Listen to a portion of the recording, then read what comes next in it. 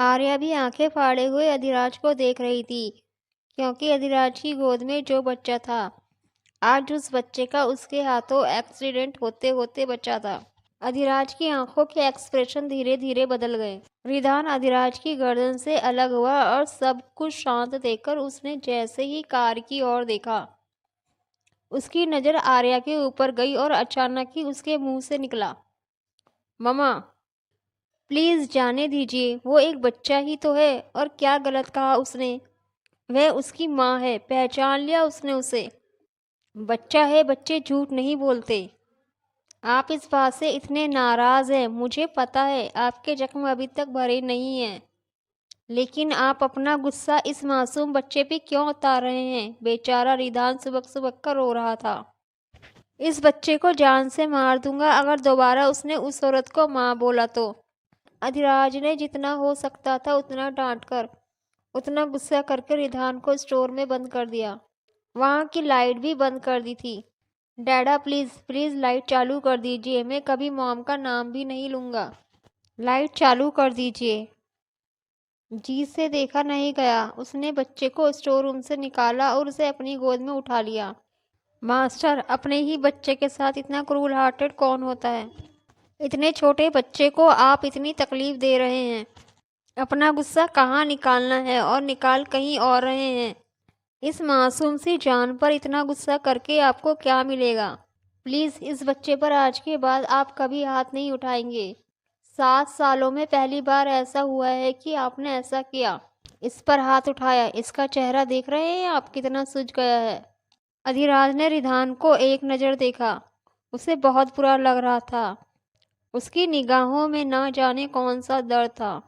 वो फिर से वैसे ही कठोरता से बोला, हाँ, पर इसके दिमाग में भी एक बार डाल दो जीत कि इसकी माँ मर चुकी है। इसकी कोई माँ नहीं है, सिर्फ एक बाप है और वह मैं हूँ। यह दोबारा अपनी माँ का नाम भी नहीं लेगा। अगर ऐसा हुआ तो मैं मार डालूंगा इसे। इसके दिमाग में यह बात अच्छे से डाल दो, और आज के बाद यह उस औरत के सामने कभी नहीं जाएगा और किसी को माँ नहीं कहेगा। कोई माँ नहीं है तेरी, समझा तू? उसने रिधान को आंखें दिखाई तो वो सहमकर जीत के पीछे छिप गया। तुम मनुष्य हो और ये बात अच्छे से समझ लो। खबरदार जो उस औरत को माँ कहा तुमने तो अच्छा नहीं होगा। बोलते हुए अधिराज ने गुस्से में टेबल पर पड़ा हुआ सारा सामान जमीन पर फेंक दिया। सारे नौकर डर गए थे। कुछ पल शांत रहकर उसने जीत को देखा। बॉयज़ हॉस्टल में एडमिशन करो इसका। आगे की पढ़ाई करने के लिए इसे वहीं भेजो। ये अब यहाँ नहीं रह सकता। इसे इतना दूर भेज दो कि यह किसी की आंखों के सामने ना रहे। जीत इस बात से बहुत नाराज हुआ, लेकिन वह कुछ भी नहीं कर सकता था। उधर आर्या अपने कमरे में बेड पर लेटी हुई थी। वह बस 3 दिनों के लिए विल्सन मैंसन आई हुई थी और 2 दिनों बाद उसे वापस जाना था। लेकिन अब उसे नींद नहीं आ रही थी और ना ही सुकून मिल रहा था। जब से उसने अपने बच्चे का मासूम चेहरा देखा था, तब से वह बस उसी के ख्याल में थी। ना जाने क्यों रह रहकर उसकी आंखों से आंसू की धाराएं बह रही थी और तकिए को भिगो भी रही थी। उसके अंदर अपने बच्चे को फिर से देखने की लालसा बढ़ती जा रही थी। उसने रात के 1 बजे विधि को फ़ोन किया। क्या तुम मुझे उसकी फ़ोटो भेज सकती हो? उसकी मतलब किसकी? विधि उसके मुंह से एक बार मेरा बेटा शब्द सुनना चाहती थी, उसी की जिससे आज हम मिले थे। उसकी बात सुनकर विधि ने भी बातों को उलझाते हुए कहा, हम तो आज कई लोगों से मिले थे, आप किसकी बात कर रही हैं? ना जाने क्यों आर्या से और रुका नहीं गया और उसने भीगी हुई आवाज में कहा, मेरे बच्चे की फोटो भेज दो मुझे। यह कहते वक्त उसकी आंखों में आंसू भी थे और गाल भी भीगे हुए थे। उसके होठ कांप रहे थे। उसका दिल अंदर ही अंदर तड़प रहा था। उधर यह सुनते ही विधि ना जाने क्यों रो पड़ी। उसने अपना चेहरा तकिया में छुपा लिया और फोन काट दिया। थोड़ी देर रो लेने के बाद उसने उसके फ़ोन में रिधान की बचपन से लेकर आज तक जितनी भी फ़ोटो रखी थी, सारी की सारी एक साथ आर्या को भेज दी। पूरी रात आर्या उन फ़ोटो को देखती रही। उसका मन कर रहा था कि वह अपनी जान ले ले। ना जाने उस वक्त उसे क्या हो गया था।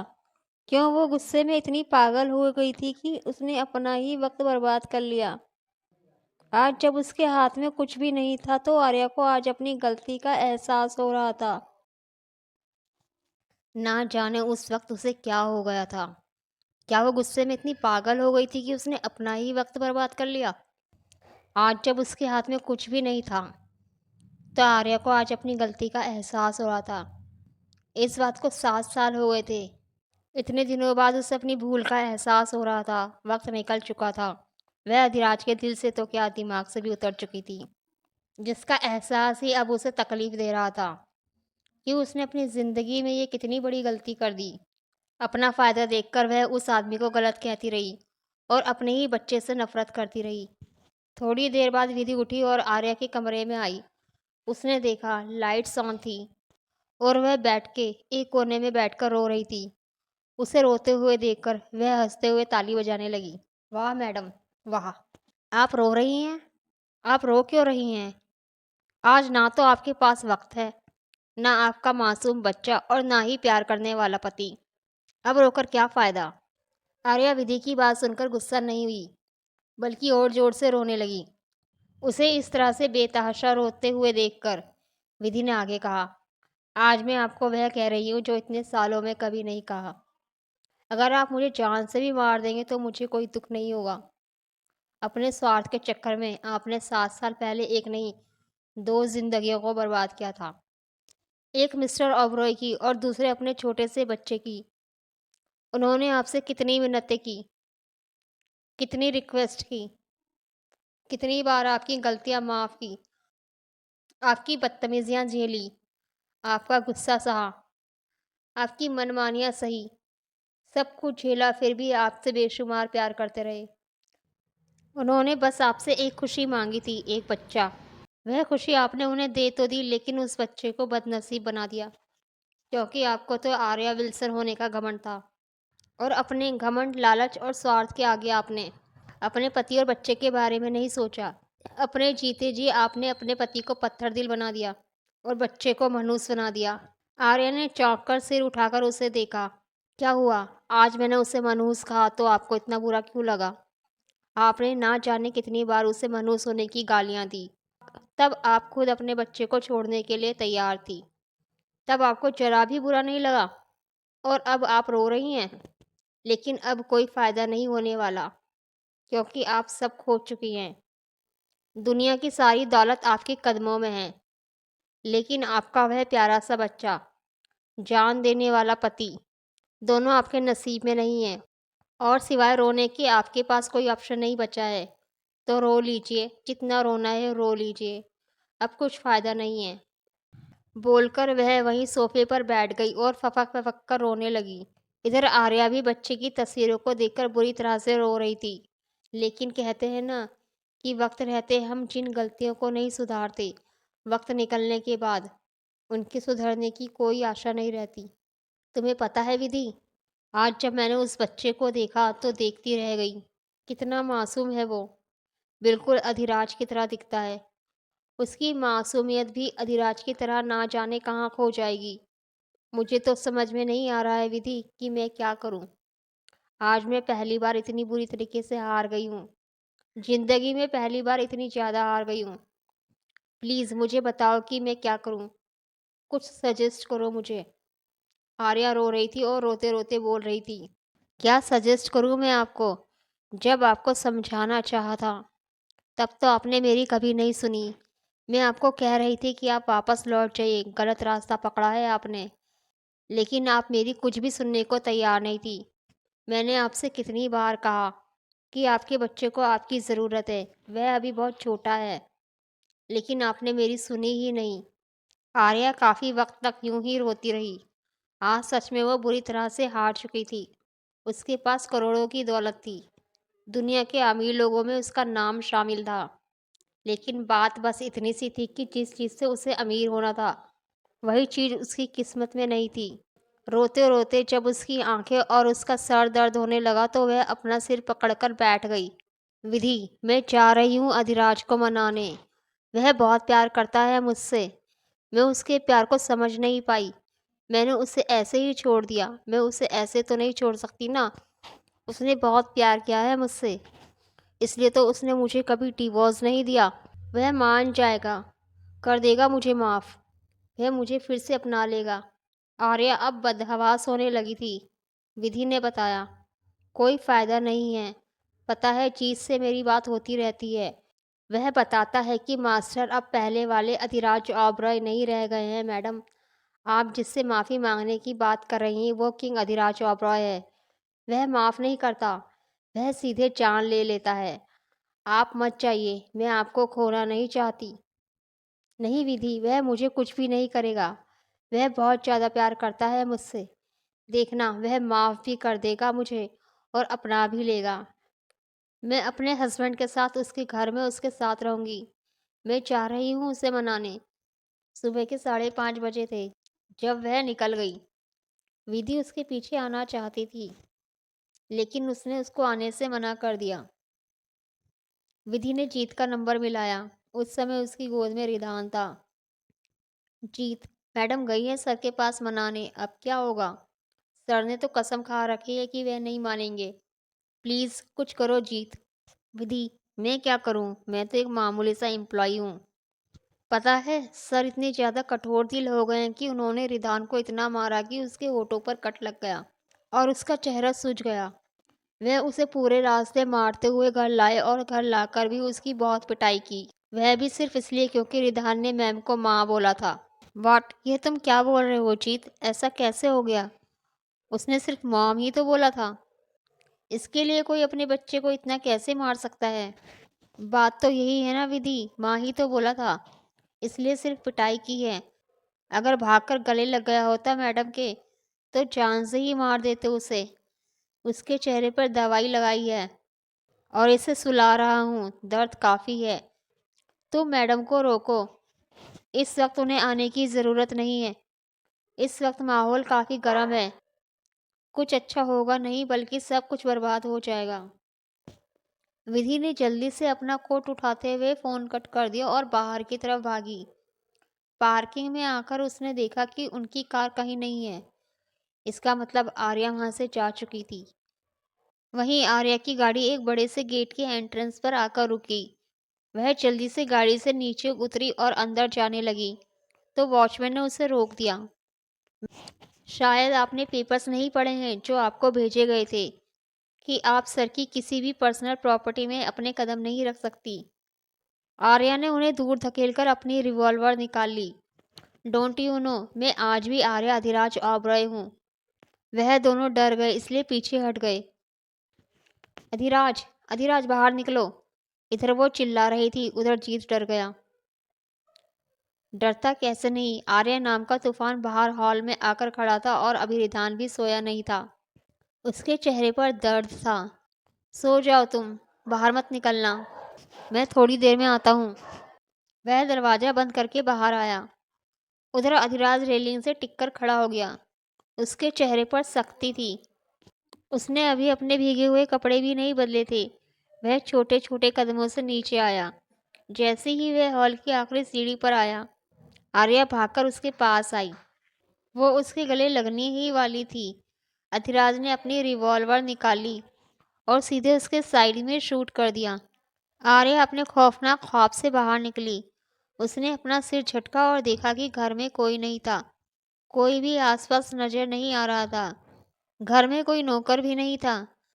तभी सिक्योरिटी गार्ड आ गए और उन्होंने उसे बाहों से पकड़कर खींचते हुए ले जाकर गेट के बाहर खड़ा कर दिया। मैम, आपको मेंशन में आने की परमिशन नहीं है। यह पहली बार था, इसलिए आपको छोड़ दिया गया। हमारे बॉस को पता चलेगा तो आपको मौत की सज़ा मिलेगी। बेहतर है आप यहाँ ना आए। वह आंखें फाड़े बस उन्हें देख रही थी। उसे इस मेंशन से बाहर कर दिया गया था, लेकिन क्यों? कितनी देर तक तो उसे इस बात पर यकीन ही नहीं हुआ। जब तक धूप उसके सिर पर नहीं आ गई, वह कार से टिककर खड़ी रही। थोड़ी देर बाद अधिराज की कार वहां से निकली और सिक्योरिटी भी कार के साथ वहां से चली गई। उसने पीछे से चिल्लाकर आवाज लगाई, लेकिन अधिराज ने सुनकर भी अनसुना कर दिया। वह समझ रही थी कि अधिराज को पता तो है कि वह आई थी, लेकिन शायद अधिराज उससे मिलना नहीं चाहता था। कार में बैठते ही उसे महसूस हुआ कि अब कुछ नहीं बचा है उसके पास। लेकिन उसने एक और कोशिश की। वह कार स्टार्ट करके अधिराज के ऑफिस पहुंची। वह ऑफिस के एंट्रेंस पर आई ही थी कि वॉचमैन ने उसे रोकते हुए कहा, सॉरी मैम, आप कंपाउंड एरिया के अंदर नहीं जा सकती और ना ही आपकी कार जा सकती है। तुम जानते भी हो कौन हूँ मैं? आर्या अधिराज ओबराय हूँ मैं, उसकी वाइफ हूँ जो यहाँ का मालिक है। तो हटो मेरे रास्ते से, वरना यहाँ गेट तोड़ने में मुझे वक्त नहीं लगेगा। सॉरी मैम, आप जाइए यहाँ से, वरना आपकी कार को उठाकर यहाँ से दूर फेंकने में वक्त नहीं लगेगा। यहाँ आपके लिए कोई जगह नहीं है।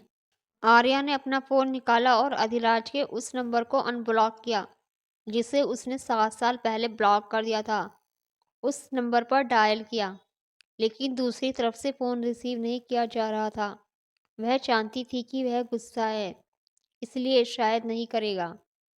उसे अंदाजा था। उसने अपनी रिवॉल्वर निकाली और फ़ोन को पॉकेट में रखते हुए वॉचमैन के ऊपर पॉइंट किया, लेकिन वहाँ की सिक्योरिटी ने उसे चारों तरफ से घेर लिया और कहा, अगर आपने एक भी गोली चलाई तो हम आपका नाम और निशान दोनों मिटा देंगे। अब आर्या के पास एक और मजबूरी आ गई। वह सच में शूट नहीं कर सकती थी। वह अपनी कार में बैठी और ना जाने कौन से रास्ते से निकल गई, लेकिन ना जाने उसका दिल क्यों जल रहा था। वह पछता रही थी। पछतावे की आग में जलता हुआ उसका दिल उसे ना जाने कितनी गालियां दे रहा था। उसका मन कर रहा था कि वह आज अपनी जान दे दे, लेकिन वो ये भी नहीं कर सकती थी। उसे ना मरना था, ना वो जीना चाहती थी। एकदम से बीच में आकर फंसी थी वो। विधि का कॉल आने लगा तो उसने फ़ोन अटेंड किया। मैम, आप कहाँ हैं? वापस आ जाइए।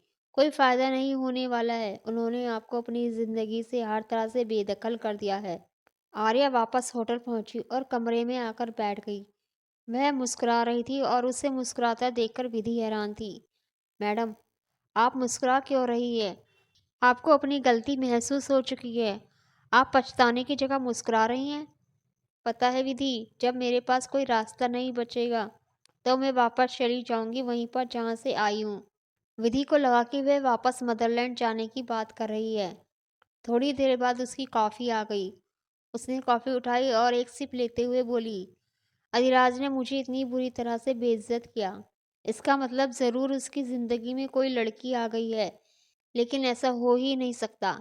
मैं मर जाऊंगी लेकिन उसकी लाइफ में कोई दूसरी लड़की आ ही नहीं सकती। वह सिर्फ मुझसे प्यार करता है, सिर्फ और सिर्फ मुझसे। वह कभी किसी और से शादी नहीं करेगा। ज़रूर उसकी लाइफ में कोई लड़की नहीं है, लेकिन वह दखलंदाजी करने के लिए मजबूर कर रहा है। कैसे मनाऊं उसे?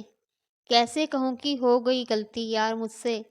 बोलते बोलते उसकी आंखों में फिर से आंसू छलक उठे। मैडम, जाने दीजिए, अब उनकी लाइफ में मत जाइए, कोई फ़ायदा नहीं है। उसकी आंखें नम होते देखकर विधि ने कहा, डॉक्यूमेंट के हिसाब से मैंने आपको बहुत पहले ही बताया था। जो डॉक्यूमेंट उन्होंने पब्लिश करवाया था उनमें यही था कि आप उनकी किसी भी प्राइवेट प्रॉपर्टी में अपने कदम नहीं रख सकती। उनकी लाइफ में वापस जाने का अब आपके पास कोई रास्ता नहीं है। विधि ने अपनी कॉफ़ी ख़त्म करते हुए कहा, मैडम, आपको रुकना तो विल्सन मैंशन में था, पर आप यहाँ रुक गई। फिलहाल मुझे लगता है कि आज रात के लिए होटल बहुत था। अब आपको मैंशन चलना चाहिए। आप वहाँ चलकर फ्रेश हो जाइए और उसके बाद आपको ऑफिस जाना है। आपकी मीटिंग्स शेड्यूल की गई है। 10 बजे के लिए जल्दी कीजिए। एक काम करो विधि, मुझे कुछ दिनों के लिए ऑफिस से छुट्टी दे दो। अभी ऑफिस जाने का मन नहीं है, जो भी हो देख लो। लेकिन मैडम, आप ऐसे कैसे ऑफिस से लीव ले सकती हैं? बड़े बड़े प्रोजेक्ट साइन किए हुए हैं आपने। लोग आपसे मीटिंग करना चाहते हैं। मैनेजर कब तक संभालेगा? तो तुम संभालो। तुम्हें मैंने किस लिए रखा है? बकबक करने के लिए? जाओ और जाकर ऑफिस का काम देखो। मुझे अकेला छोड़ दो। कहाँ छोड़ दूँ आपको अकेला? आपकी पर्सनल केयर टेकर भी मैं ही हूँ। आप भूल क्यों जाती हैं? और मुझे डर लग रहा है कि आप कहीं खुद को कुछ। शट अप विधि। आर्या विल्सन इतनी कमज़ोर नहीं है। एक बार हार गई क्योंकि गलती मेरी थी, दूसरी बार मैं अपनी गलती को सुधार कर ही मानूंगी। और तुम ऑफिस जाओ और जाकर मेरे सारे काम संभालो। मैं अगले 3-4 दिनों तक तो बिल्कुल ऑफिस में आने वाली नहीं हूँ। आर्या ने उसे ऐसे समझाया जैसे उसे कोई फर्क ना पड़ा हो। विधि समझ गई कि आर्या एकदम सेफ है। वे वहाँ से ऑफिस निकल गई। विधि ने आर्या का लगेज मेंशन भिजवा दिया और आर्या अभी भी बालकनी में खड़ी होकर अपने अंदर चल रही आग को महसूस कर रही थी। जब अपना गुस्सा कंट्रोल नहीं हुआ तो गर्म कॉफी, जो एकदम गर्म थी, उस गर्म कॉफी को अपनी उंगलियों पर धीरे धीरे गिराने लगी और वह कॉफी इतनी गर्म थी कि उसके गोरे हाथों को जलाने लगी। उसके होठों पर सनकियों वाली मुस्कान थी और इसी सनकी मुस्कान के साथ वह खुद को हर्ट कर रही थी। उसने अपना फ़ोन उठाया और अधिराज को कॉल लगाया। I want to meet you my dear husband. लेकिन उसे नहीं पता था कि इस मैसेज का रिप्लाई कभी आएगा भी या नहीं।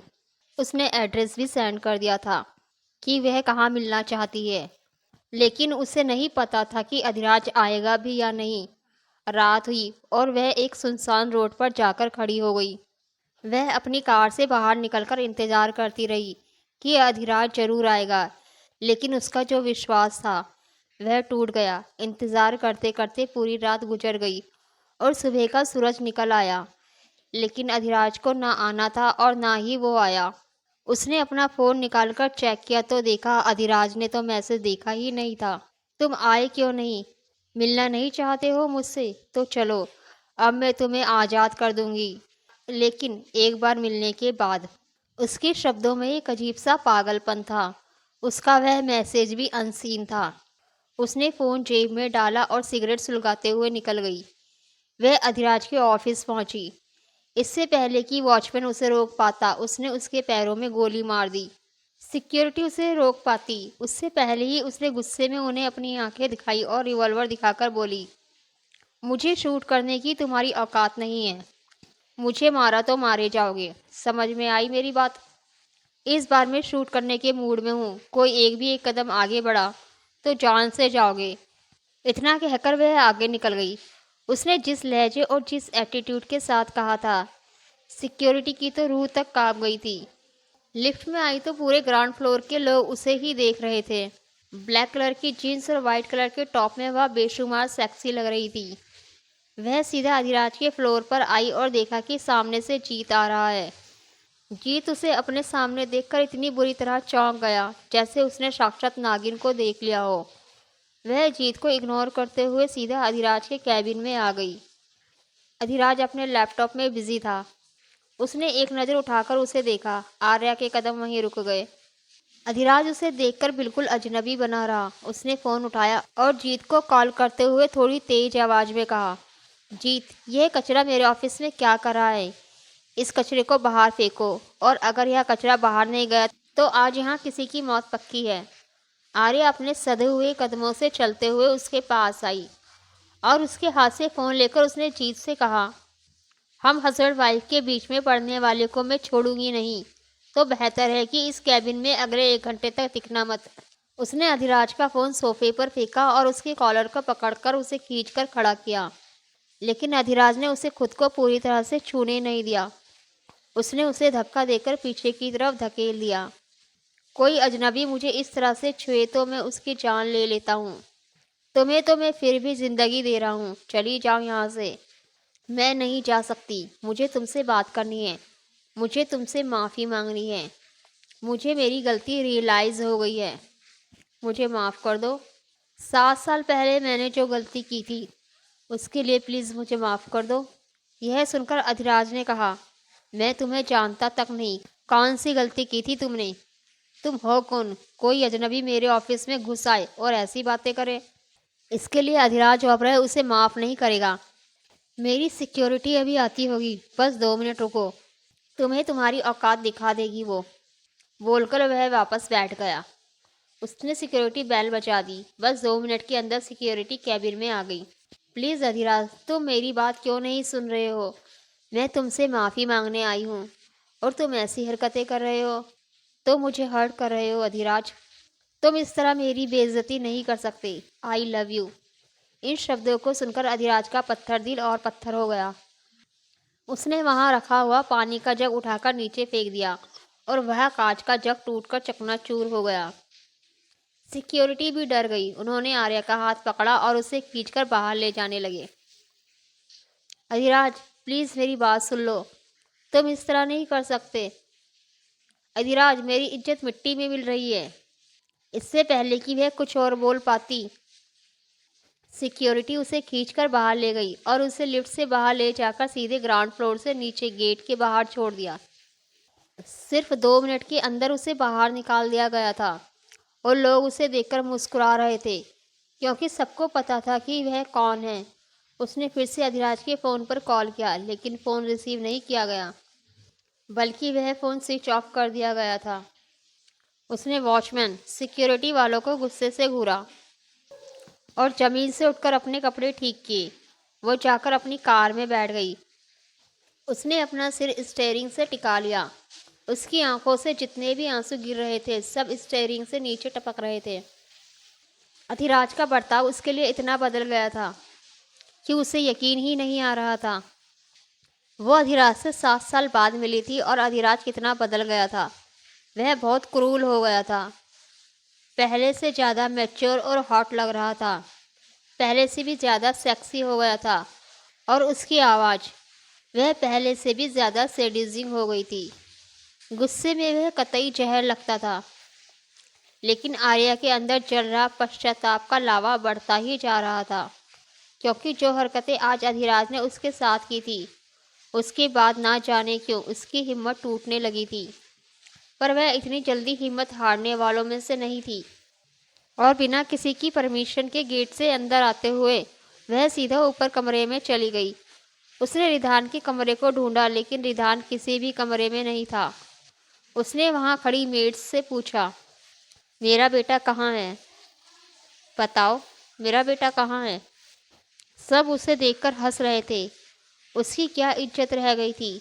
सब जानते थे कि रिधान हॉस्टल चला गया है, लेकिन किसी ने उसे कोई जवाब नहीं दिया।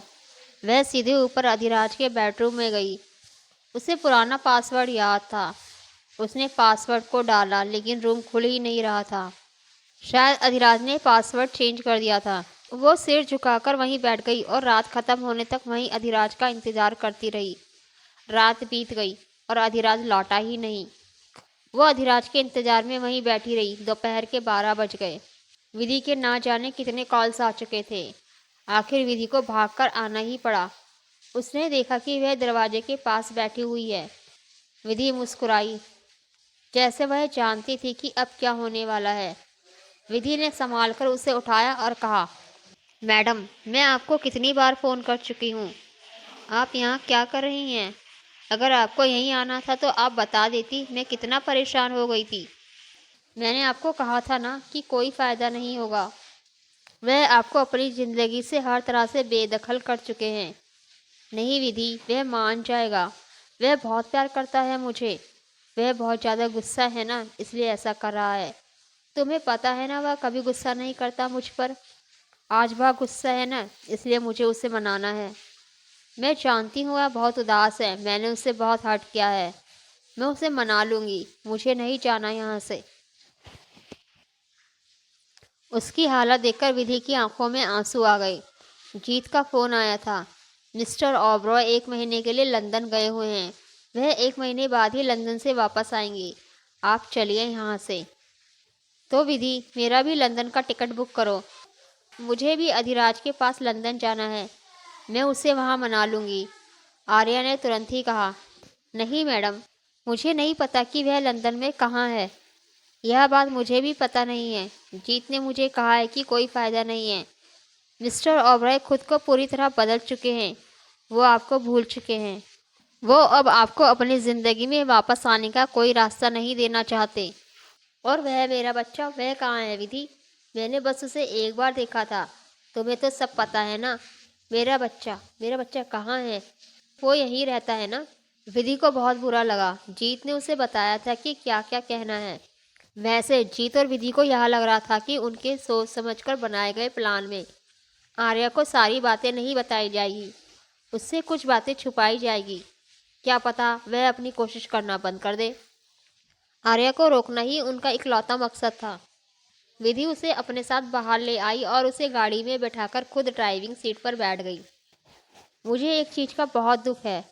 जिस बच्चे को आपने देखा था, विधि ने गहरे दुख से कहा था, वह बच्चा आपका नहीं था। मुझे हैरानी हुई यह जानकर कि जन्म लेने के 2 दिन बाद ही आपका और मिस्टर ओबरॉय का बच्चा माँ का दूध ना मिल पाने की वजह से एक अजीब सी बीमारी का शिकार हो गया और वह हफ्ते भर में ही ख़त्म हो गया था। और जो बच्चा आप मिस्टर ओबरॉय के पास देख रही थी वह आपका बच्चा नहीं है। वह एक एडॉप्टेड चाइल्ड है जिसे मिस्टर ओबरॉय ने 7 साल पहले एडॉप्ट किया था, जिसका बर्थडे भी उसी दिन मनाया जाता है जिस दिन आपका और मिस्टर ओबरॉय का बच्चा इस दुनिया में आया था। जीत ने मुझे बताया है कि मिस्टर ओबरॉय उस वक्त बहुत परेशान थे। वह चारों तरफ सबसे कह रहे थे कि कोई उनके बच्चे को दूध पिला दे, लेकिन किसी ने भी उनकी मदद नहीं की। वह आपका बच्चा नहीं है, आपका बच्चा 7 साल पहले ही जा चुका है। यह सुनकर आर्या को इतना बड़ा झटका लगा कि उसका फ़ोन उसके कांपते हाथों से छुटकर नीचे ज़मीन पर गिर गया। उसने अपना सिर पकड़ लिया और आंखें फाड़े वो बस विधि को देख रही थी। पागल हो गई हो क्या? मैं अभी भी आर्या विल्सन हूँ। मैं परेशान हूँ, बेबस हूँ, मजबूर हूँ, पछता रही हूँ, हार चुकी हूँ। लेकिन इसका यह मतलब नहीं कि मेरा एटीट्यूड ख़त्म हो गया है। विधि, अगर तुम मुझसे झूठ बोल रही हो या बकवास कर रही हो तो मैं तुम्हें जान से मार दूंगी। तुमने जो भी कहा है वह सब झूठ है। वह बच्चा अधिराज की तरह दिखता है, मेरे अधिराज की तरह ही मेरा बच्चा है। अगर मैं उसे नहीं पहचानूंगी तो किसे पहचानूंगी? मैं उसे दूर से देखकर ही बता सकती हूँ कि वह अधिराज का बेटा है। वह मेरे अधिराज की तरह दिखता है, तो मुझे बेवकूफ़ नहीं बना सकती। वो बौखला गई। विधि के चेहरे पर मुस्कान आ गई। उसने और कुछ नहीं कहा। रास्ते भर कार में शांति छाई रही। विल्सन मैंशन पहुंचने के बाद आर्या सीधा अपने रूम में चली गई और उसने दरवाज़ा अंदर से बंद कर लिया। खिड़की पर्दे सब बंद कर लिए। बाथटब में पानी भरकर उसने उसमें खुद को ढकेल दिया। थोड़ी देर बाद विधि उसका फ़ोन वापस देने कमरे में आई, लेकिन कमरा अंदर से बंद था। रूम खोलने के लिए उसके पास डुप्लीकेट चाबियां नहीं थी। उसे लगा कि आर्या थोड़ी देर बाद बाहर तो निकलेगी ना। लगभग 1 घंटे बाद आर्या अपने पुराने एटीट्यूड में रूम से बाहर आई। ब्लैक कलर के बिजनेस सूट में वह अप्सरा लग रही थी। वह इतनी रात को कहाँ जाने को तैयार है? विधि के मन में ख्याल आया।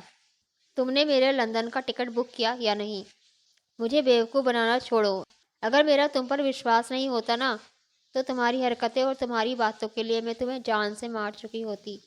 जीत को फ़ोन करके पूछो कि उसका बॉस कहाँ है। और मेरे लंदन जाने के लिए किसी टिकट की ज़रूरत नहीं है। मेरा प्राइवेट जेट रेडी करवाओ।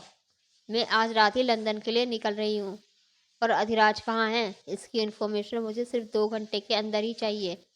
आर्या वहीं सोफे पर बैठ गई। उसने अपनी घड़ी में टाइम देखा। तुम्हारा वक्त शुरू हो चुका है। तुम्हारे पास बस 120 मिनट हैं। इस 120 मिनट में तुम्हें अधिराज चौबरे की लोकेशन और सारी इन्फॉर्मेशन मुझे पता लगा कर देनी है।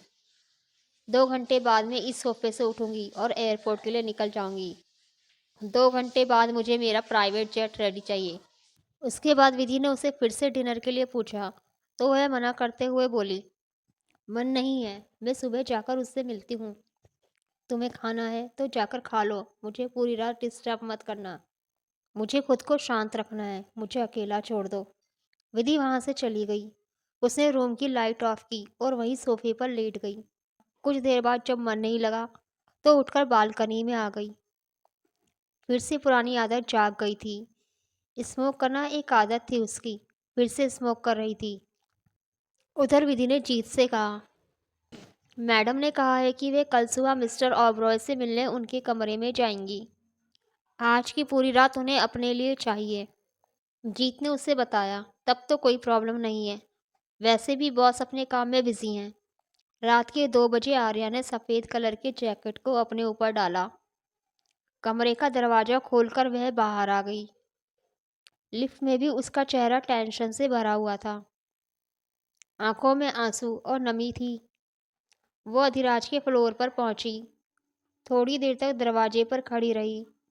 फिर उसने हिम्मत करके डोर पर नॉक किया। अधिराज ने दरवाज़ा खोला। उसे लगा जीत होगा, लेकिन जीत नहीं, आर्या खड़ी थी। आर्या ने दरवाजे पर हाथ रखकर कदम बढ़ाया ही था कि अधिराज ने दरवाज़ा बंद कर दिया। लेकिन उसने ध्यान नहीं दिया कि दरवाजे और लॉक के बीच में आर्या की उंगलियां थीं। दरवाज़ा तो पूरा बंद नहीं हुआ, लेकिन आर्या की उंगलियां उठने लायक नहीं थी। अधिराज ने उसकी उंगलियों को देखा। उसे लगा आर्या अपना हाथ हटा लेगी। उसने दरवाजे पर और जोर लगाया। आर्या के मुंह से कोई चीख नहीं निकली, बस वह सिर झुकाए अपनी उंगलियों को देख रही थी। अधिराज ने दरवाज़ा वापस खोला। आर्या का हाथ सूज गया। गालों पर बेशुमार आंसू थे। आंखें लाल हो गई थी और उनमें बेतहाशा दर्द था। आई एम सॉरी अधिराज, प्लीज़ एक बार मेरी बात सुन लो। फिर उसके बाद तुम जिंदगी भर चाहे जितना हर्ट करना है कर लेना, प्लीज़ एक बार। इस बार उसका हाथ हट जाने के बाद अधिराज ने वापस दरवाज़ा बंद करना चाहा, तो आर्या ने वापस अपना हाथ वहीं रख दिया, जिससे दरवाज़ा बंद नहीं हुआ, बल्कि आर्या के अंगूठे से खून निकलने लगा और वहीं दरवाजे पर टपकने लगा। अधिराज ने दरवाज़ा खोल दिया। आर्या अंदर आ गई। उसने सीधे जाकर उसे गले लगाना चाहा, तो उसने उसे दूर धकेल दिया। तुम यहाँ से खुद जाओगी या मुझे सिक्योरिटी को बुलाकर तुम्हें होटल से बाहर निकलवाना पड़ेगा। आर्या ने अपने हाथ जोड़ लिए और घुटनों के बल बैठ गई। उसके हाथ से ब्लीडिंग हो रही थी। उसके हाथ से बहता हुआ खून अब कलाई तक पहुंच गया था। उसने अधिराज को अपनी आंखों में आंसू लिए हुए देखा। हाथ जोड़कर माफ़ी मांग रही हूँ, प्लीज़ माफ़ कर दो। मुझसे गलती हो गई अधिराज। जो प्यार तुम मुझे दे रहे थे, वैसा प्यार मैंने कहीं नहीं पाया था, इसलिए मैं उसे समझ नहीं पाई। अधिराज, प्लीज़ मुझे माफ़ कर दो। अधिराज सोफे पर बैठ गया और उसने कहा, किस चीज़ की माफ़ी मांग रही हो तुम? और तुम हो कौन? मुझे समझ में नहीं आ रहा है कि मैं तुम्हें किस चीज़ के लिए माफ़ करूं। बोलते हुए अधिराज ने अपनी सिगरेट उठाई और उसे लाइटर से जलाया। आर्या खिसककर उसके पैरों के पास आकर बैठ गई। उसके हाथ जुड़े हुए थे। तुम भूले नहीं हो मुझे और ना ही हमारे प्यार को। अधिराज, प्लीज़ ऐसी बातें मत करो। मुझसे गलती हो गई अधिराज, मुझसे बहुत बड़ी गलती हो गई। मैं प्रॉमिस करती हूँ कि आज के बाद ऐसी गलती कभी नहीं होगी। प्लीज़ मुझे अपना लो अधिराज, मैं हार चुकी हूँ। सच में बहुत बड़ी गलती हो गई मुझसे। मेरी गलती सुधारने का एक मौका दे दो अधिराज। लेकिन मैं तुम्हें किस गलती को सुधारने का मौका दूँ? अधिराज ने सिगरेट का एक कश लिया और धुआं आर्या की तरफ देखते हुए निकाल दिया। मैं तो तुम्हें जानता ही नहीं, तुम कौन हो? कुछ नाम पता है तुम्हारा? और किस प्यार की बात कर रही हो? मैं तो तुम्हें जानता ही नहीं। उस दिन भी तुम मेरे ऑफिस में घुस आई और अब इस होटल में भी। जिस तरह का बर्ताव आर्या के साथ अधिराज कर रहा था, अधिराज का बोला हुआ एक एक शब्द आर्या की आत्मा को अंदर से जख्मी कर रहा था। आर्या ने रोते हुए अपने उन्हीं जख्मी हाथों से अपनी आंखों को पोंछ लिया। उसकी उंगलियां पूरी तरह सूज गई थी। आर्या ने फिर से हाथ जोड़कर रोते हुए कहा, सब याद है अधिराज, लेकिन मेरी बात याद रखना, मैं पहले जैसी नहीं हूँ। मैंने खुद को बदल लिया है। प्लीज़ कितनी बार माफ़ी मांगूँ अधिराज तुमसे? पता है तुम्हें बहुत हर्ट किया है, पर माफ़ कर दो ना अधिराज। तुम सारी ज़िंदगी मुझसे सीधे मुंह बात मत करना, लेकिन मुझे अपने साथ रहने दो ना। प्लीज़ मुझे अपना लो अधिराज। मुझे फिर से अपनी वाइफ बना लो। वह मंगलसूत्र जो मैंने तोड़ दिया था, मुझे वापस दे दो। मुझे फिर से पहना दो। मैं फिर से शादी की अंगूठी पहन लूँगी, प्लीज़। तुम सुन रहे हो ना मेरी बात? इतनी नाराज़गी अच्छी नहीं है अधिराज। तुम कुछ नहीं भूले हो इन 7 सालों में। कुछ सालों में तो लोग अपने दुश्मनों को भी नहीं भूलते। मैं तो तुम्हारा पहला प्यार हूँ। तुम कैसे भूल सकते हो मुझे अधिराज?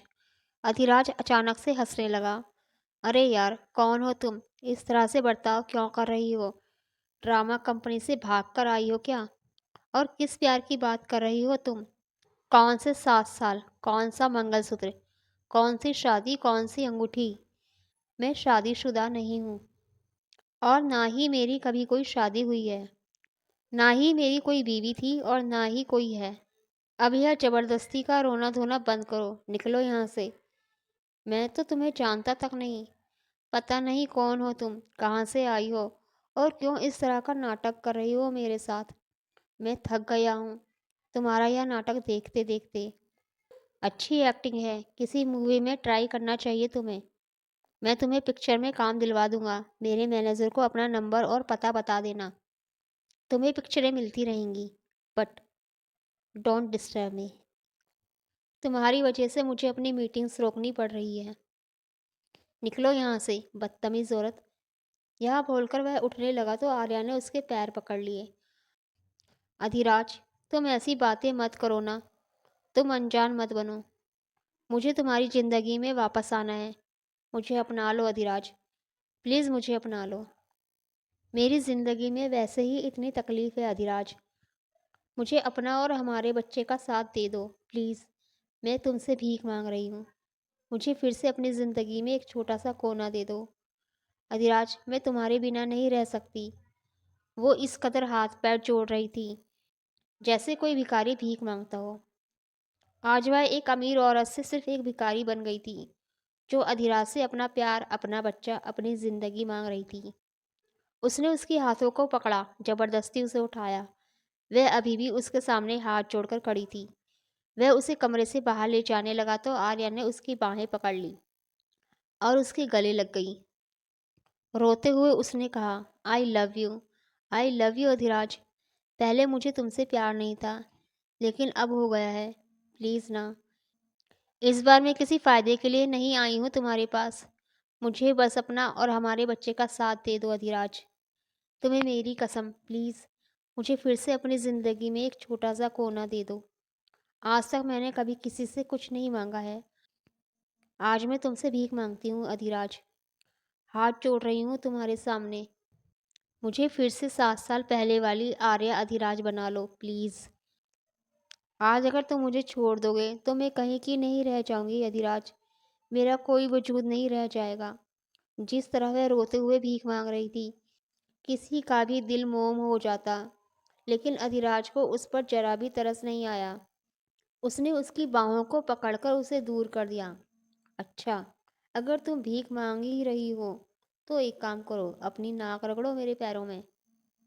अगर मुझे थोड़ी सी भी दया आ गई तो मैं तुम्हें अपने घर में नौकर का काम दे दूंगा, क्योंकि छोड़ी हुई औरत को मैं अपनाता नहीं हूँ। अब मैं वह सीधा साधा अधिराज नहीं रहा, समझी तुम?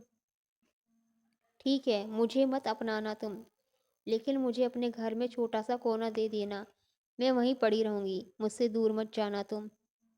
आर्या सच में रोते हुए अधिराज के पैरों में नाक रगड़ने लगी। हमेशा सबको अपनी उंगलियों पर नचाने वाली आर्या विल्सन इस समय इस कदर पागल हो गई थी कि वह अपने पति के पैरों में नाक रगड़ रही थी।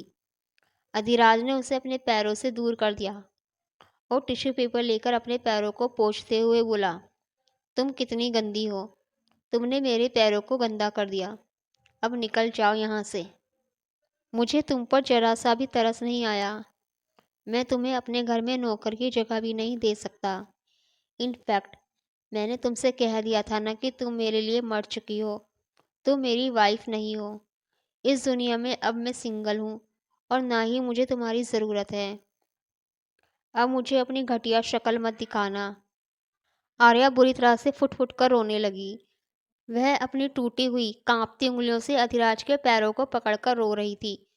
इस वक्त उसकी हालत भिखारी से भी बुरी थी और अधिराज उसे अपनी गुस्से भरी नज़रों से देख रहा था। नहीं अधिराज, तुम ऐसा नहीं कर सकते। मुझे यकीन नहीं हो रहा है। कहाँ गया वह प्यार जो तुम मुझसे करते थे? बस खत्म हो गया तुम्हारा वह प्यार? क्या इतना ही प्यार था तुम्हारे पास मेरे लिए? तुम तो कहते थे ना कि तुम दुनिया में सबसे ज़्यादा प्यार मुझसे करते हो। तो आज मेरे साथ ऐसी हरकतें करते हुए तुम्हें जरा सी भी दया नहीं आ रही है? एक नौकरानी की भी जगह नहीं दे रहे हो तुम मुझे। यह गलत है अधिराज। क्या करूँ मैं तुम्हारे लिए कि तुम मुझे एक मौका दे दो? अधिराज, बस एक आखिरी मौका। मैं तुम्हें पूरी ज़िंदगी शिकायत का मौका नहीं दूंगी। प्लीज़ अधिराज, मैं इस वक्त भिखारी बनी तुमसे भीख मांग रही हूँ। कुछ तो भीख दे दो। अधिराज हंसने लगा। उसका मासूम दिल भी कब पत्थर दिल हो गया उसे पता ही नहीं चला। इन 7 सालों में जो कुछ भी उसने झेला, अकेलापन, डिप्रेशन, बिन माँ के बच्चे को पालना, जो प्यार आर्या के लिए उस वक्त उसके अंदर था, उस प्यार को उसने एक ताले में बंद करके चाबी को नदी में फेंक दिया था। वह उस औरत को मार देना चाहता था, बहुत तड़पाना चाहता था, इतना मजबूर कर देना चाहता था। वो आर्या की जान लेना चाहता था, लेकिन वह इतना मजबूर था कि ऐसा नहीं कर सकता था। भिखारी बनकर आई हो तो भीख तो देना ही पड़ेगा तुम्हें। रुको। उसने अपने पर्स में से एक सिक्का निकाला और उसके उसी चोट वाले हाथ में रख दिया, जिसकी उंगलियां दरवाजे के बीच में फंसकर टूट गई थी। उसने सिक्का उसकी हथेलियों पर रखा और उसकी मुट्ठी कसकर बंद कर दी। आर्या ने अपने होठों को अपने दांतों तले दबा लिया और अपनी चीख को निकलने से पहले ही रोक लिया। उसके हाथ में बहुत दर्द हुआ। अधिराज उसे जानबूझकर दर्द दे रहा था। अधिराज, मुझे यह भीख नहीं चाहिए। मुझे भीख में तुम चाहिए। तुम मुझे खुद को दोगे या नहीं? अधिराज ने हंसते हुए कहा। वाह आर्या विल्सन, तुम भीख में मुझे मांगोगी? तुम्हारी इतनी औकात नहीं है। तुम भूल कैसे गई कि 7 साल पहले उस दिन मैं भी तुमसे इसी तरह भीख मांग रहा था? मेरे हाथ में मेरा बच्चा था, इसलिए मैं तुमसे भीख मांग रहा था। एक बार बच्चे की शक्ल तो देख लो। एक बार उस बच्चे का चेहरा तो देख लो। एक बार दया करके उसे अपनी गोद में तो ले लो। बट तुमने उस समय उस पर दया नहीं की, तो आज मैं भी तुम पर दया नहीं करूँगा। तुम अभी के अभी यहाँ से निकल जाओ, वरना तुम्हें धक्के मारकर यहाँ से निकालना पड़ेगा। इसकी नौबत नहीं आएगी अधिराज। अब अगर तुम मुझे खुद से दूर भेजना ही चाहते हो ना, तो मैं चली जाऊंगी और कभी तुम्हारे सामने लौट कर नहीं आऊंगी मैं। आर्या रोती गिड़गिड़ाती रही। मैंने तुमसे भीख मांगी, तुम्हारे पैरों में नाक रगड़ी, अपनी हर एक गलती के लिए तुमसे माफ़ी मांग चुकी हूँ। तुमने मुझे माफ़ नहीं किया। अगर तुमने सच में मुझसे सच्चा प्यार किया होगा तो तुम पछताओगे। उसने अपने आप को संभाला। उसके हाथ से सिक्का छुटकर नीचे गिर गया। उसने उस सिक्के को कारपेट से उठाया और टेबल पर रखकर अधिराज को गौर से देखा, जो उसे ही देख रहा था। धीरे से मुस्कुराई और रूम से बाहर निकल गई। उसकी दर्द भरी मुस्कान में ना जाने क्या था कि अधिराज अंदर तक हिल गया। वह उसके रूम से निकलकर सीधा अपने कमरे में आने लगी। विधि भागती हुई उसके पास आई और डोर पर ही उसे मिल गई। जो कुछ भी अधिराज के रूम में हुआ था, उसे अभी अभी जीत ने कॉल करके बताया था। उसने देखा कि आर्या के हाथ की उंगलियां काली पड़ चुकी है। उसने जैसे ही आर्या का हाथ पकड़ने की कोशिश की, आर्या ने अपना हाथ खींच लिया और दर्द में भीगी हुई आवाज में कहा, don't try to touch me, मैं ठीक हूँ। कहते हुए वह रूम के अंदर आ गई। जाओ यहाँ से। फिर रुक कर, तुम्हें आना है तो आ सकती हो, मैं जा रही हूँ यहाँ से वापस। इतना कहकर वह बाथरूम में अपने कपड़े बदलने के लिए आ गई। इधर अधिराज, जिसकी आंखों के कोने में आंसू ठहरे हुए थे, किस कदर आज उसने अपनी जान को अपने सामने गिड़गिड़ाने पर मजबूर कर दिया था। आर्या ने उसे ऐसा बना दिया था कि उसका मासूम दिल अब किसी पर भरोसा करने को तैयार नहीं था। उसे खुद पर हद से ज़्यादा गुस्सा आ रहा था, इतना ज़्यादा कि वह अपने हाथ को कई बार चोट पहुंचा चुका था।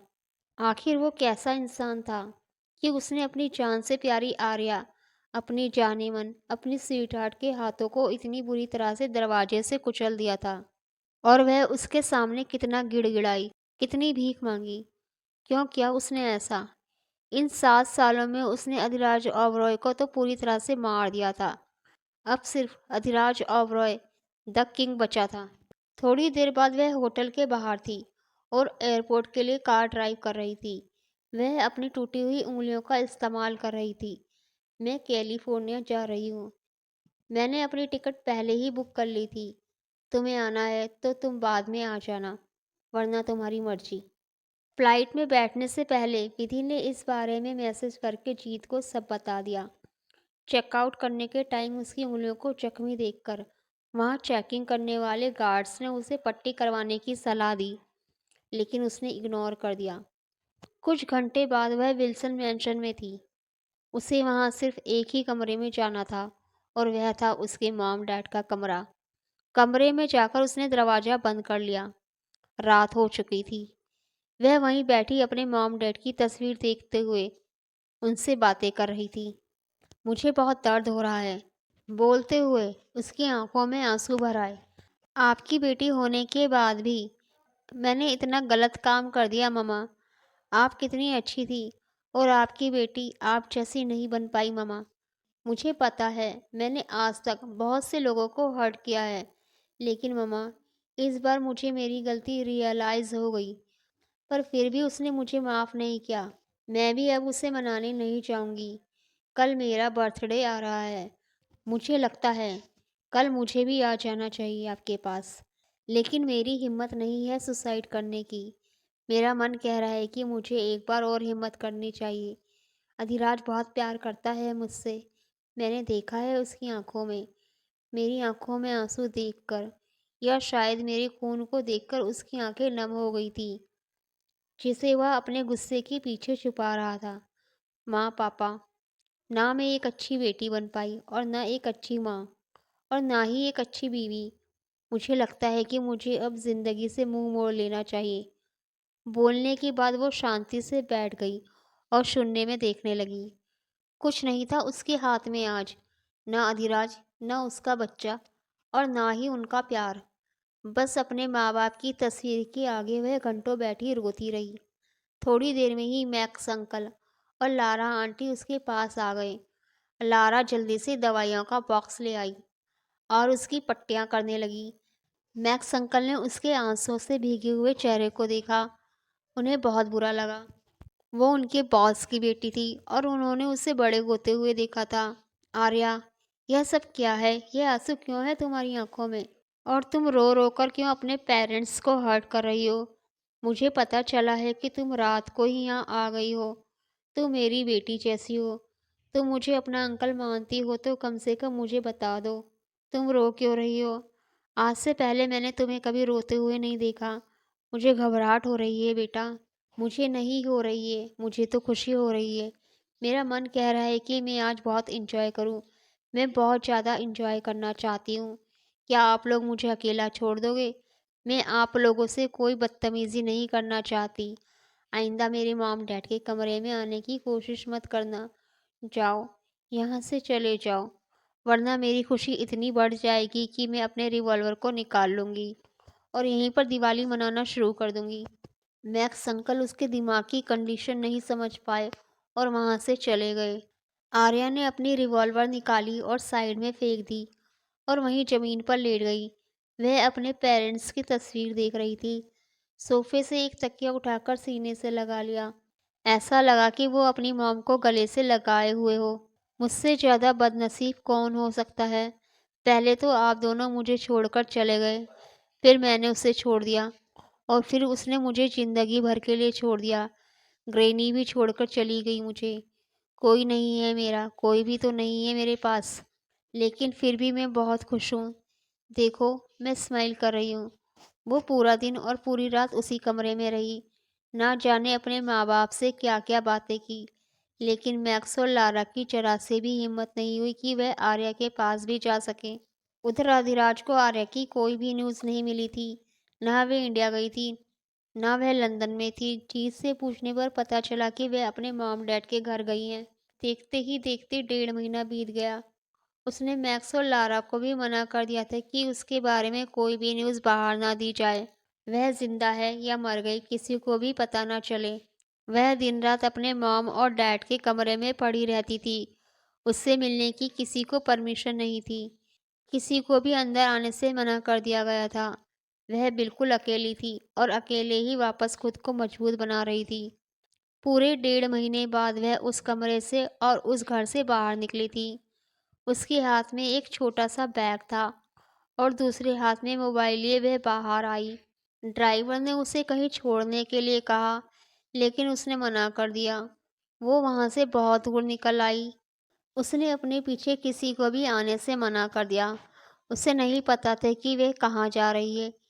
कई साल पहले इस मैंशन के आसपास कुछ भी नहीं था, लेकिन अब इस मैंशन के आसपास बहुत सारी बिल्डिंग, बहुत सारे घर, पब्लिक एरिया बन गया था। अगले दिन एक सनसनीखेज खबर ने पूरी इलेक्ट्रॉनिक मीडिया, सोशल मीडिया और प्रिंट मीडिया पर कब्जा कर लिया। उसके बाद विधि ने उसे फिर से डिनर के लिए पूछा, तो वह मना करते हुए बोली, मन नहीं है, मैं सुबह जाकर उससे मिलती हूँ। तुम्हें खाना है तो जाकर खा लो, मुझे पूरी रात डिस्टर्ब मत करना। मुझे खुद को शांत रखना है, मुझे अकेला छोड़ दो। विधि वहाँ से चली गई। उसने रूम की लाइट ऑफ की और वहीं सोफे पर लेट गई। कुछ देर बाद जब मन नहीं लगा तो उठकर बालकनी में आ गई। फिर से पुरानी आदत जाग गई थी। स्मोक करना एक आदत थी उसकी। फिर से स्मोक कर रही थी। उधर विधि ने जीत से कहा, मैडम ने कहा है कि वे कल सुबह मिस्टर ओबरॉय से मिलने उनके कमरे में जाएंगी। आज की पूरी रात उन्हें अपने लिए चाहिए। जीत ने उसे बताया, तब तो कोई प्रॉब्लम नहीं है। वैसे भी बॉस अपने काम में बिजी हैं। रात के 2 बजे आर्या ने सफ़ेद कलर के जैकेट को अपने ऊपर डाला। कमरे का दरवाज़ा खोलकर वह बाहर आ गई। लिफ्ट में भी उसका चेहरा टेंशन से भरा हुआ था। आंखों में आंसू और नमी थी। वो अधिराज के फ्लोर पर पहुंची। थोड़ी देर तक दरवाजे पर खड़ी रही। फिर उसने हिम्मत करके डोर पर नॉक किया। अधिराज ने दरवाज़ा खोला। उसे लगा जीत होगा, लेकिन जीत नहीं, आर्या खड़ी थी। आर्या ने दरवाजे पर हाथ रखकर कदम बढ़ाया ही था कि अधिराज ने दरवाज़ा बंद कर दिया। लेकिन उसने ध्यान नहीं दिया कि दरवाजे और लॉक के बीच में आर्या की उंगलियां थी। दरवाज़ा तो पूरा बंद नहीं हुआ, लेकिन आर्या की उंगलियां उठने लायक नहीं थी। अधिराज ने उसकी उंगलियों को देखा। उसे लगा आर्या अपना हाथ हटा लेगी। उसने दरवाजे पर और जोर लगाया। आर्या के मुंह से कोई चीख नहीं निकली। बस वह सिर झुकाए अपनी उंगलियों को देख रही थी। अधिराज ने दरवाज़ा वापस खोला। आर्या का हाथ सूज गया। गालों पर बेशुमार आंसू थे। आंखें लाल हो गई थी और उनमें बेतहाशा दर्द था। आई एम सॉरी अधिराज, प्लीज़ एक बार मेरी बात सुन लो। फिर उसके बाद तुम जिंदगी भर चाहे कितना हर्ट करना है कर लेना, प्लीज़ एक बार।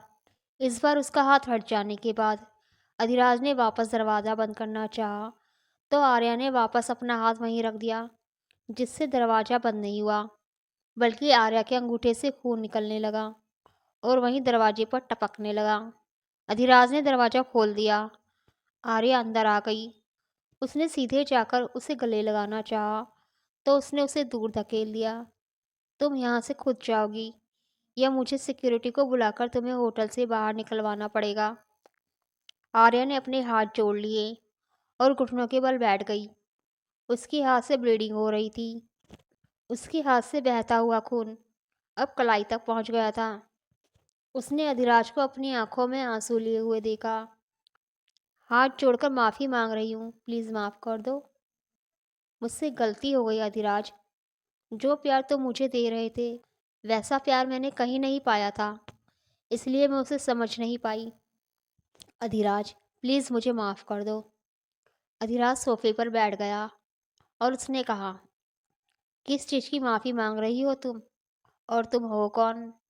मुझे समझ में नहीं आ रहा है कि मैं तुम्हें किस चीज़ के लिए माफ़ करूं। बोलते हुए अधिराज ने अपनी सिगरेट उठाई और उसे लाइटर से जलाया। आर्या खिसककर उसके पैरों के पास आकर बैठ गई। उसके हाथ जुड़े हुए थे। तुम भूले नहीं हो मुझे और ना ही हमारे प्यार को। अधिराज, प्लीज़ ऐसी बातें मत करो। मुझसे गलती हो गई अधिराज, मुझसे बहुत बड़ी गलती हो गई। मैं प्रॉमिस करती हूँ कि आज के बाद ऐसी गलती कभी नहीं होगी। प्लीज़ मुझे अपना लो अधिराज, मैं हार चुकी हूँ। सच में बहुत बड़ी गलती हो गई मुझसे। मेरी गलती सुधारने का एक मौका दे दो अधिराज। लेकिन मैं तुम्हें किस गलती को सुधारने का मौका दूँ? अधिराज ने सिगरेट का एक कश लिया और धुआं आर्या की तरफ देखते हुए निकाल दिया। मैं तो तुम्हें जानता ही नहीं, तुम कौन हो? कुछ नाम पता है तुम्हारा? और किस प्यार की बात कर रही हो? मैं तो तुम्हें जानता ही नहीं।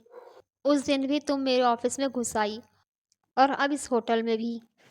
जिस तरह का बर्ताव आर्या के साथ अधिराज कर रहा था, अधिराज का बोला हुआ एक एक शब्द आर्या की आत्मा को अंदर से जख्मी कर रहा था। आर्या ने रोते हुए अपने उन्हीं जख्मी हाथों से अपनी आंखों को पोंछ लिया। उसकी उंगलियां पूरी तरह सूज गई थी। आर्या ने फिर से हाथ जोड़कर रोते हुए कहा, सब याद है अधिराज, लेकिन मेरी बात याद रखना, मैं पहले जैसी नहीं हूँ। मैंने खुद को बदल लिया है।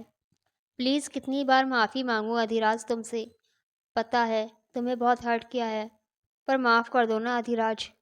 तुम सारी ज़िंदगी मुझसे सीधे मुंह बात मत करना, लेकिन मुझे अपने साथ रहने दो ना। प्लीज़ मुझे अपना लो अधिराज। मुझे फिर से अपनी वाइफ बना लो। वह मंगलसूत्र जो मैंने तोड़ दिया था, मुझे वापस दे दो। मुझे फिर से पहना दो। मैं फिर से शादी की अंगूठी पहन लूँगी, प्लीज़। तुम सुन रहे हो ना मेरी बात? इतनी नाराज़गी अच्छी नहीं है अधिराज। तुम कुछ नहीं भूले हो इन 7 सालों में। कुछ सालों में तो लोग अपने दुश्मनों को भी नहीं भूलते। मैं तो तुम्हारा पहला प्यार हूँ। तुम कैसे भूल सकते हो मुझे अधिराज? अधिराज अचानक से हंसने लगा। अरे यार, कौन हो तुम? इस तरह से बर्ताव क्यों कर रही हो? ड्रामा कंपनी से भाग कर आई हो क्या? और किस प्यार की बात कर रही हो तुम? कौन से 7 साल? कौन सा मंगलसूत्र? कौन सी शादी? कौन सी अंगूठी? मैं शादीशुदा नहीं हूँ, और ना ही मेरी कभी कोई शादी हुई है। ना ही मेरी कोई बीवी थी और ना ही कोई है। अब यह जबरदस्ती का रोना धोना बंद करो, निकलो यहाँ से। मैं तो तुम्हें जानता तक नहीं। पता नहीं कौन हो तुम, कहाँ से आई हो, और क्यों इस तरह का नाटक कर रही हो मेरे साथ। मैं थक गया हूँ तुम्हारा यह नाटक देखते देखते। अच्छी एक्टिंग है, किसी मूवी में ट्राई करना चाहिए तुम्हें। मैं तुम्हें पिक्चर में काम दिलवा दूंगा। मेरे मैनेजर को अपना नंबर और पता बता देना। तुम्हें पिक्चरें मिलती रहेंगी, बट डोंट डिस्टर्ब मी। तुम्हारी वजह से मुझे अपनी मीटिंग्स रोकनी पड़ रही है। निकलो यहाँ से, बदतमीज़ औरत। यह बोलकर वह उठने लगा तो आर्या ने उसके पैर पकड़ लिए। अधिराज, तुम ऐसी बातें मत करो ना। तुम अनजान मत बनो। मुझे तुम्हारी ज़िंदगी में वापस आना है। मुझे अपना लो अधिराज, प्लीज़ मुझे अपना लो। मेरी ज़िंदगी में वैसे ही इतनी तकलीफ़ है अधिराज। मुझे अपना और हमारे बच्चे का साथ दे दो, प्लीज़। मैं तुमसे भीख मांग रही हूँ। मुझे फिर से अपनी ज़िंदगी में एक छोटा सा कोना दे दो। अधिराज, मैं तुम्हारे बिना नहीं रह सकती। वो इस कदर हाथ पैर जोड़ रही थी, जैसे कोई भिखारी भीख मांगता हो। आज वह एक अमीर औरत से सिर्फ एक भिखारी बन गई थी, जो अधिराज से अपना प्यार, अपना बच्चा, अपनी ज़िंदगी मांग रही थी। उसने उसके हाथों को पकड़ा, जबरदस्ती उसे उठाया। वह अभी भी उसके सामने हाथ जोड़कर खड़ी थी। वह उसे कमरे से बाहर ले जाने लगा तो आर्या ने उसकी बाहें पकड़ ली और उसके गले लग गई। रोते हुए उसने कहा, आई लव यू अधिराज। पहले मुझे तुमसे प्यार नहीं था, लेकिन अब हो गया है। प्लीज़ ना। इस बार मैं किसी फ़ायदे के लिए नहीं आई हूँ तुम्हारे पास। मुझे बस अपना और हमारे बच्चे का साथ दे दो अधिराज। तुम्हें मेरी कसम, प्लीज़ मुझे फिर से अपनी ज़िंदगी में एक छोटा सा कोना दे दो। आज तक मैंने कभी किसी से कुछ नहीं मांगा है। आज मैं तुमसे भीख मांगती हूँ अधिराज। हाथ जोड़ रही हूँ तुम्हारे सामने। मुझे फिर से 7 साल पहले वाली आर्या अधिराज बना लो, प्लीज़। आज अगर तुम मुझे छोड़ दोगे तो मैं कहीं की नहीं रह जाऊंगी अधिराज। मेरा कोई वजूद नहीं रह जाएगा। जिस तरह वह रोते हुए भीख मांग रही थी, किसी का भी दिल मोम हो जाता। लेकिन अधिराज को उस पर जरा भी तरस नहीं आया। उसने उसकी बाहों को पकड़कर उसे दूर कर दिया। अच्छा, अगर तुम भीख मांग ही रही हो तो एक काम करो, अपनी नाक रगड़ो मेरे पैरों में। अगर मुझे थोड़ी सी भी दया आ गई तो मैं तुम्हें अपने घर में नौकर का काम दे दूंगा, क्योंकि छोड़ी हुई औरत को मैं अपनाता नहीं हूँ। अब मैं वह सीधा साधा अधिराज नहीं रहा, समझी तुम? ठीक है, मुझे मत अपनाना तुम, लेकिन मुझे अपने घर में छोटा सा कोना दे देना। मैं वहीं पड़ी रहूंगी, मुझसे दूर मत जाना तुम। आर्या सच में रोते हुए अधिराज के पैरों में नाक रगड़ने लगी। हमेशा सबको अपनी उंगलियों पर नचाने वाली आर्या विल्सन इस समय इस कदर पागल हो गई थी कि वह अपने पति के पैरों में नाक रगड़ रही थी। अधिराज ने उसे अपने पैरों से दूर कर दिया और टिश्यू पेपर लेकर अपने पैरों को पोंछते हुए बोला, तुम कितनी गंदी हो।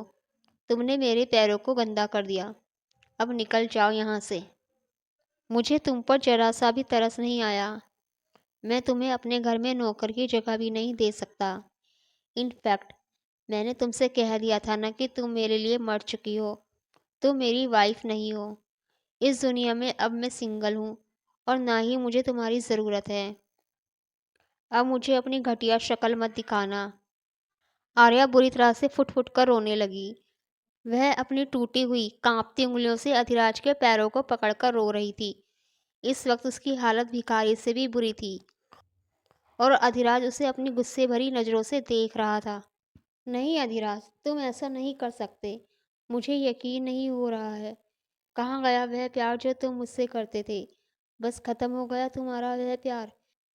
क्या इतना ही प्यार था तुम्हारे पास मेरे लिए? तुम तो कहते थे ना कि तुम दुनिया में सबसे ज़्यादा प्यार मुझसे करते हो। तो आज मेरे साथ ऐसी हरकतें करते हुए तुम्हें जरा सी भी दया नहीं आ रही है? एक नौकरानी की भी जगह नहीं दे रहे हो तुम मुझे। यह गलत है अधिराज। क्या करूँ मैं तुम्हारे लिए कि तुम मुझे एक मौका दे दो? अधिराज, बस एक आखिरी मौका। मैं तुम्हें पूरी ज़िंदगी शिकायत का मौका नहीं दूंगी। प्लीज़ अधिराज, मैं इस वक्त भिखारी बनी तुमसे भीख मांग रही हूँ। कुछ तो भीख दे दो। अधिराज हंसने लगा। उसका मासूम दिल भी कब पत्थर दिल हो गया उसे पता ही नहीं चला। इन 7 सालों में जो कुछ भी उसने झेला, अकेलापन, डिप्रेशन, बिन माँ के बच्चे को पालना, जो प्यार आर्या के लिए उस वक्त उसके अंदर था, उस प्यार को उसने एक ताले में बंद करके चाबी को नदी में फेंक दिया था। वह उस औरत को मार देना चाहता था, बहुत तड़पाना चाहता था, इतना मजबूर कर देना चाहता था।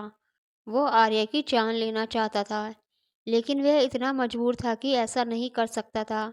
भिखारी बनकर आई हो तो भीख तो देना ही पड़ेगा तुम्हें। रुको। उसने अपने पर्स में से एक सिक्का निकाला और उसके उसी चोट वाले हाथ में रख दिया, जिसकी उंगलियां दरवाजे के बीच में फंसकर टूट गई थी। उसने सिक्का उसकी हथेलियों पर रखा और उसकी मुट्ठी कसकर बंद कर दी।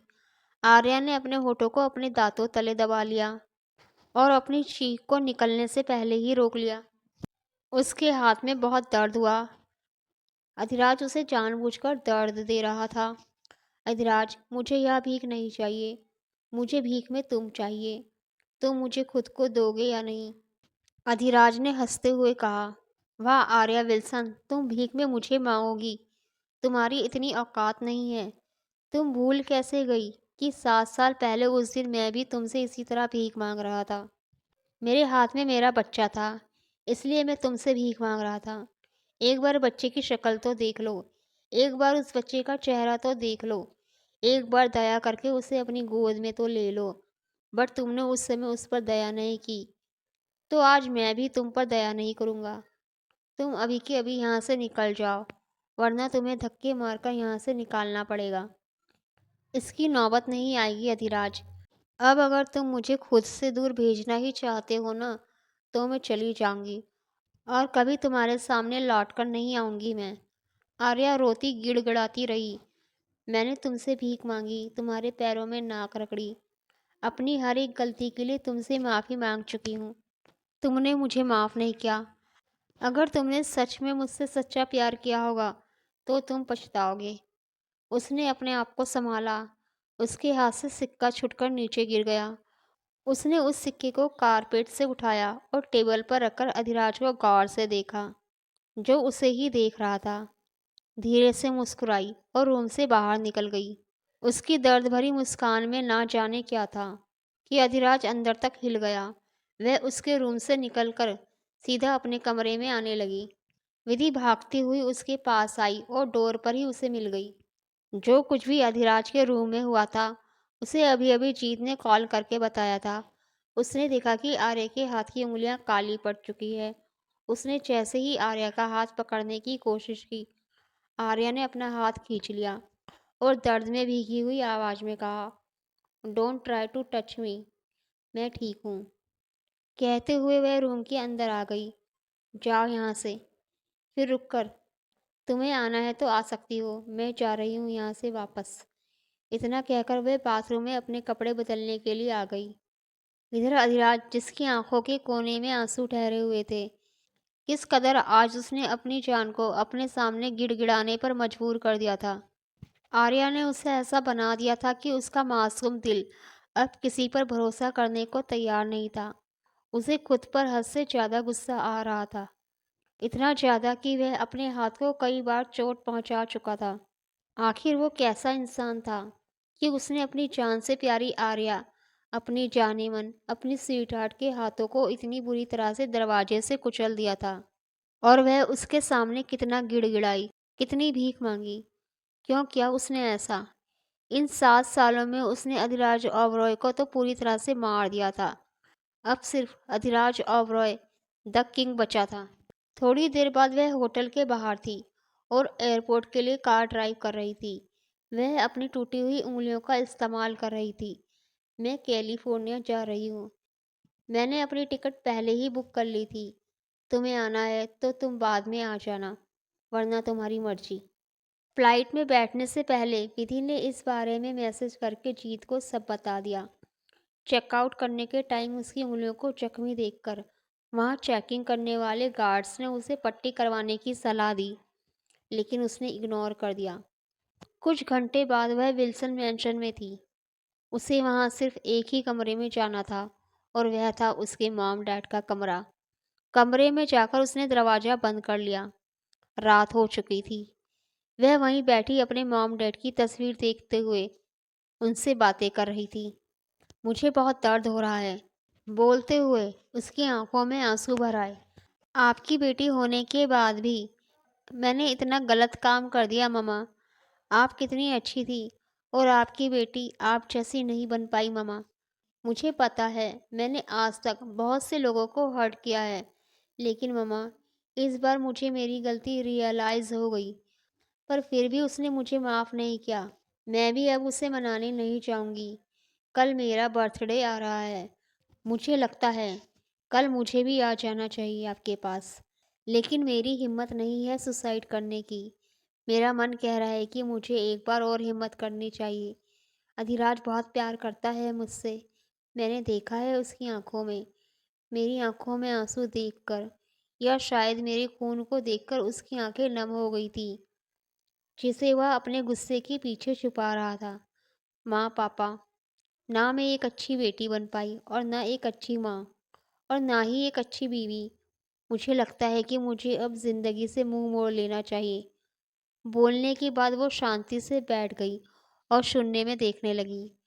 कुछ नहीं था उसके हाथ में आज, ना अधिराज, ना उसका बच्चा और ना ही उनका प्यार। बस अपने माँ बाप की तस्वीर के आगे वह घंटों बैठी रोती रही।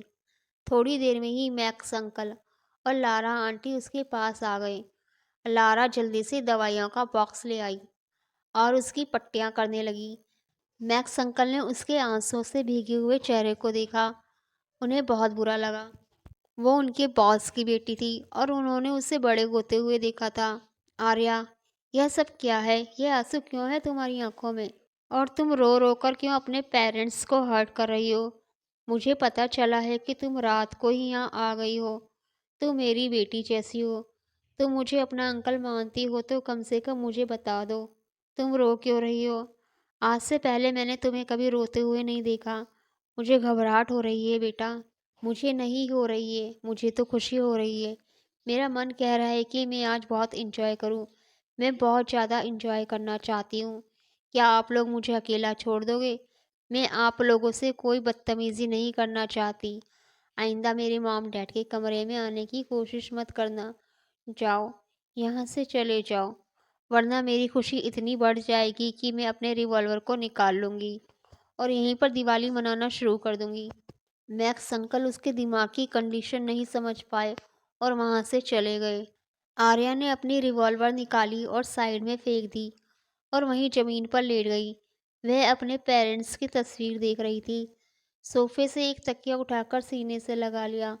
ऐसा लगा कि वो अपनी मॉम को गले से लगाए हुए हो।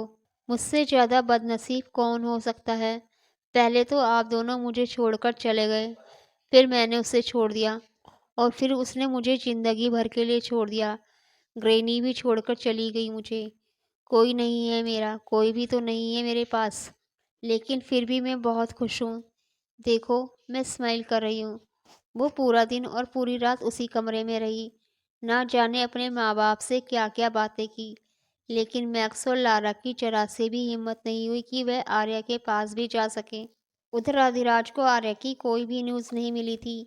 ना वह इंडिया गई थी, ना वह लंदन में थी। जीत से पूछने पर पता चला कि वह अपने मॉम डैड के घर गई हैं। देखते ही देखते 1.5 महीना बीत गया।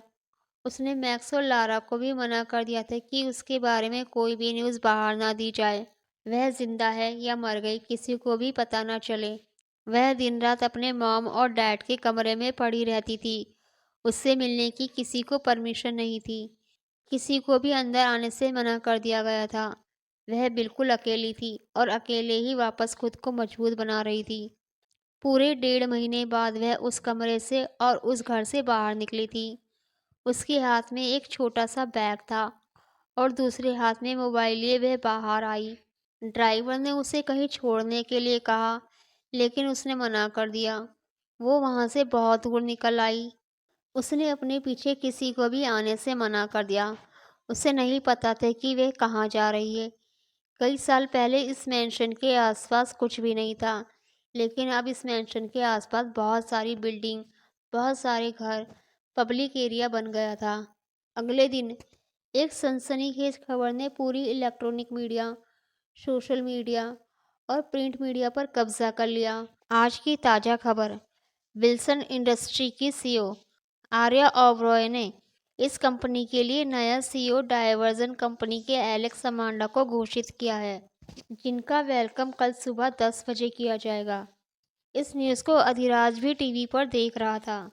उसे बहुत हैरानी हुई, क्योंकि जिन कंपनियों को आर्या ने अपने मॉम डैड की निशानी समझकर अपने पास रखा था, उसने उन्हीं कंपनियों का सीईओ एलेक्स अमांडा को बनाया था। अधिराज को यह चीज़ एकदम अजीब लगी। एलेक्स अमांडा से बेहतर उन कंपनियों को वो खुद संभाल सकती है। लगता है वो पागल हो गई है। सोचते हुए उसने सीधे विधि को कॉल किया। क्या हाल है उस औरत का? क्या वो पागल हो गई है? पागल ही हो गई है मैडम। उन्होंने अपना लीवर डोनेट कर दिया है और डॉक्यूमेंट भी बनवा दिए कि मरने के बाद उनके शरीर के ज़रूरी हिस्सों को डोनेट कर दिया जाएगा। ना जाने क्या हो गया है उन्हें। 3 महीने से मेरी शक्ल भी देखने को तैयार नहीं है। अधिराज का कलेजा, जो पत्थर सा था, 1 मिनट में चकनाचूर हो गया। उसकी बीवी, जो खुद से इतना प्यार करती थी, इतनी पत्थर दिल कैसे बन गई कि उसने अपना लीवर डोनेट कर दिया? वह पागल हो गई है क्या? उसे अपनी हेल्थ का पहले भी कोई ख्याल नहीं था और अभी भी नहीं है। ऐसा कैसे कर सकती है वह? विधि ने टेंशन लेते हुए कहा, मुझे समझ में नहीं आ रहा है। इंडिया में सारा काम मैनेजर को सौंप दिया है।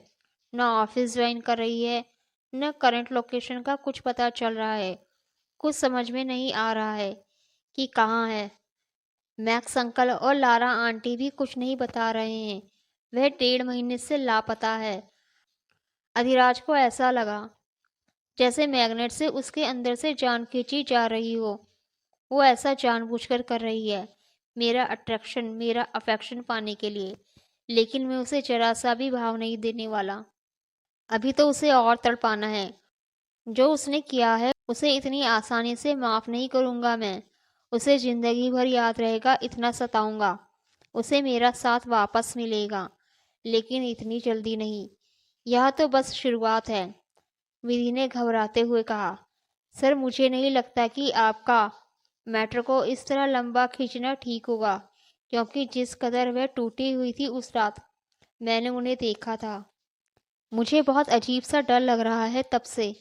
कहीं वह खुद को कुछ कर ना ले। कुछ कर लिया तो जिंदगी हाथ से चली जाएगी सर।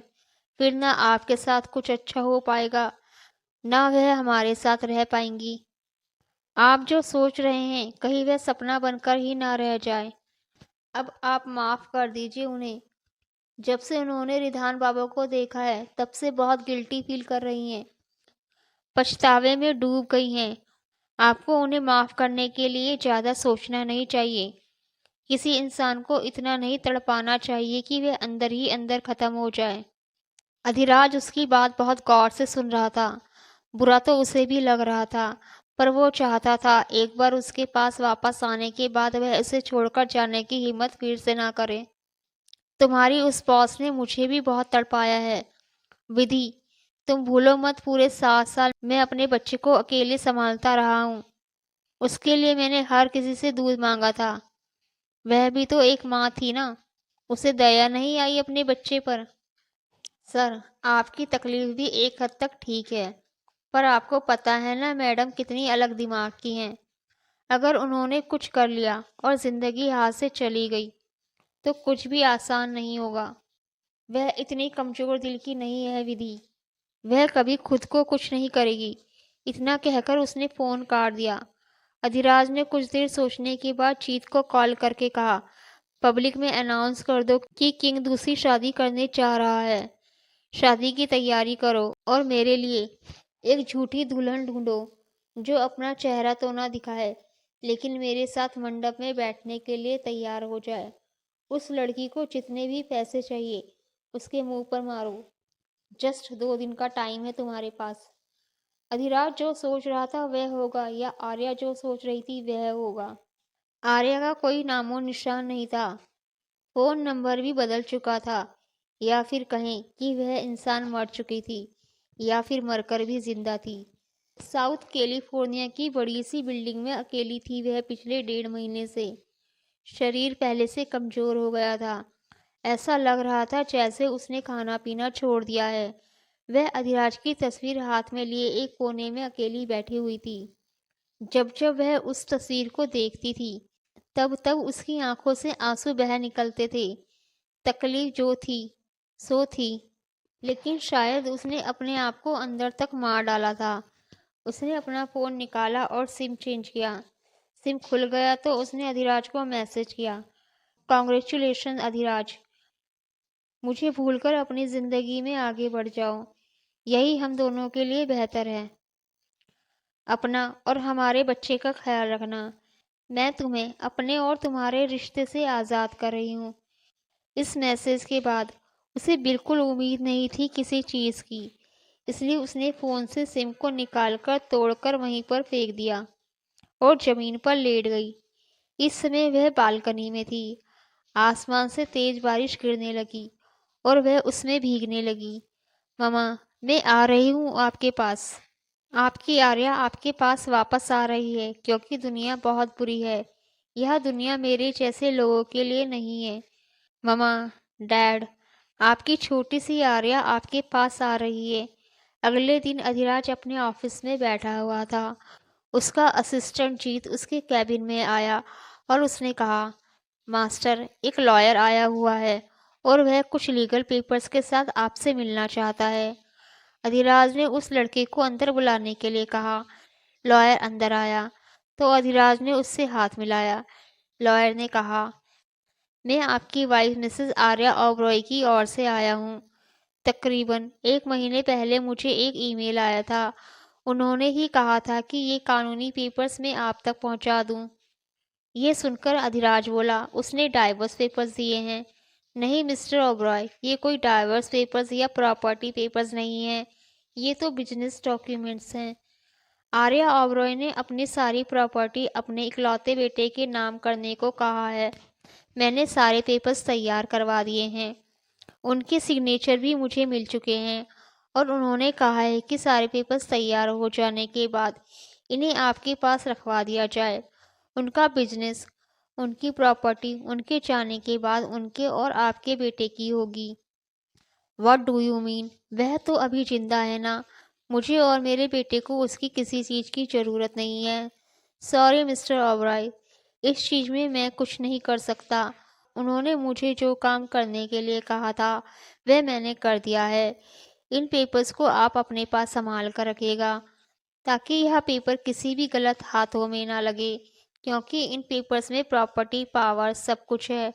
लॉयर के जाने के बाद अधिराज ने जब उन पेपर्स को चेक किया था वह सब सचमुच लीगल पेपर्स थे। उसका दिमाग घूम गया। अधिराज ने उन पेपर्स को साइड में किया और अपना फ़ोन निकाला। आखिर आर्या चाहती क्या है? इतने सालों बाद उसने आर्या का नंबर खोल कर देखा तो उसमें उसका एक आखिरी मैसेज था। उस मैसेज को पढ़ने के बाद अधिराज को बहुत गुस्सा आया। उसने डायरेक्ट आर्या के नंबर पर कॉल किया, लेकिन नंबर बंद था। जीत, उसके असिस्टेंट को कॉल करो और उससे कहो कि मुझसे बात करवाए, अर्जेंट। उसने वहाँ साइड में खड़े हुए जीत से कहा, मुझे उसकी कोई भी चीज़ नहीं चाहिए। वह अपनी प्रॉपर्टी, अपने पैसे अपने पास रखे। मेरे बेटे के लिए मेरे पास जो है वही काफ़ी है। जीत ने विधि को फ़ोन किया और उससे बात करने के बाद परेशान होकर अधिराज से कहा, सॉरी सर, विधि ने कहा है कि मैडम का नंबर बंद आ रहा है, लोकेशन जा रही है, थोड़ी देर में ही पता चल जाएगा। कुछ घंटे बाद ही अधिराज को पता चल गया कि उसने कैलिफोर्निया के साउथ नेटवर्क एरिया से मैसेज किया था। उसे उसकी लोकेशन के बारे में पता चल गया था। एक वक्त था जब अधिराज उसे अपने पीछे भगा रहा था, अब वह खुद उसके पीछे भागने वाला था। एक लंबे समय के बाद अधिराज वहां पहुंचा, लेकिन उस फ्लैट में उसे वहां कोई भी नहीं मिला। आर्या, कहाँ हो तुम? अधिराज समझ गया कि वह उसे अपने पीछे भगाना चाहती है। अधिराज ने वापस इंडिया जाने का फैसला किया। अगले दिन उसकी और एक अनजान लड़की की घूंघट में शादी की फोटो वायरल हो गई। रात के 10 बजे होंगे कि अधिराज के पास एक नंबर से कॉल आया। अधिराज उस वक्त अकेला बैठा हुआ था। उसे पता था कि आर्या कॉल जरूर करेगी। उसने फ़ोन उठाया तो आर्या ने कहा, कॉन्ग्रेचुलेशन अधिराज, आखिर तुम अपनी ज़िंदगी में आगे बढ़ ही गए। बोलते हुए आर्या की आवाज़ बहुत धीमी धीमी और भीगी हुई लग रही थी। वह जमीन पर लेटी हुई थी और उसकी आंखों से बेतहाशा आंसू बह रहे थे। अधिराज की शादी की फोटोज देखकर उसका दिल इतनी बुरी तरह जख्मी हो गया था कि उससे सांस भी नहीं ली जा रही थी।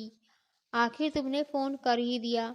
मैं अपनी ज़िंदगी में आगे बढ़ चुका हूँ और तुम्हें भूल भी चुका हूँ। लेकिन यह जो तुमने मेरे बेटे के ऊपर उपकार किया है ना, इसे वापस ले जाओ। उसे तुम्हारे 1 रुपए की भी ज़रूरत नहीं है। तो अपनी प्रॉपर्टी वापस रखो अपने पास, और मेरे मासूम बेटी पर जरा सा भी तरस खाने की ज़रूरत नहीं है। नहीं अधिराज, उसे रहने दो उसके पास। जब वह बड़ा हो जाए तो उसे बता देना कि उसकी एक बहुत बुरी माँ थी, जिसने उसे पैदा करते ही खुद से दूर कर दिया था, और इस दुनिया से जाने से पहले उसने अपने बेटे के लिए एक छोटा सा तोहफा छोड़ा है। अधिराज, तुम्हें बहुत हर्ट किया है ना? Sorry, but I love you. मैंने तुम्हारी नई वाइफ को देखा तो नहीं, वह घूंघट में थी, लेकिन जरूर वह एक बहुत लकी प्यारी लड़की होगी, क्योंकि तुम ना बहुत अच्छे हो, बहुत प्यारे हो। सच में? तुम्हें पता है क्या, मैं तुमसे इतने सालों बाद मिली थी ना, तो तुम्हें देखती रह गई। तुम पहले से भी ज़्यादा हैंडसम हो गए हो, पहले से भी ज़्यादा अच्छे लग रहे थे, पहले से भी ज़्यादा तुम पर प्यार आया। लेकिन अब हम कभी नहीं मिल पाएंगे। यह आखिरी फ़ोन कॉल है मेरा, उसके बाद हम कभी नहीं मिलेंगे। आर्या, मुझे तुमसे मिलना है, वह चिल्लाया। कौन सी आर्या की बात कर रहे हो तुम? तुम्हारी जिंदगी में कोई आर्या नहीं है। अब तुम शादीशुदा हो। अधिराज, जैसे तुम मेरे साथ इतना लॉयल थे, वैसे ही अपनी नई वाइफ के साथ लॉयल रहो। अधिराज ने अपना टैबलेट निकाला और इस नंबर को जीत को मैसेज कर दिया, और उसे मैसेज में यह भी लिख दिया कि इस नंबर की लोकेशन उसे जल्दी से जल्दी चाहिए। आर्या, मुझे चोर पुलिस का गेम पसंद नहीं है। मुझे तुमसे मिलना है, अभी और इसी वक्त। कहाँ हो तुम, मुझे बताओ। अलविदा धीराज, अब से यह आर्या विल्सन का नाम तुम्हारी जिंदगी से मिट चुका है। उसके नाम का चैप्टर तुम्हारी जिंदगी से हमेशा के लिए क्लोज हो चुका है। इतना कहकर उसने फोन काट दिया। अधिराज घबरा गया और घबराहट में जोर से चीखा, आर्या। अधिराज उस फोन को घूर कर हैरत से देख रहा था। ना जाने क्यों उसे ऐसा लग रहा था जैसे आर्या उससे बहुत दूर जा रही है। तभी जीत भागता हुआ आया और उसने अधिराज को बताया, बॉस, इस नंबर की आखिरी लोकेशन समुंदर के किनारे की है, शायद मैडम वहाँ है।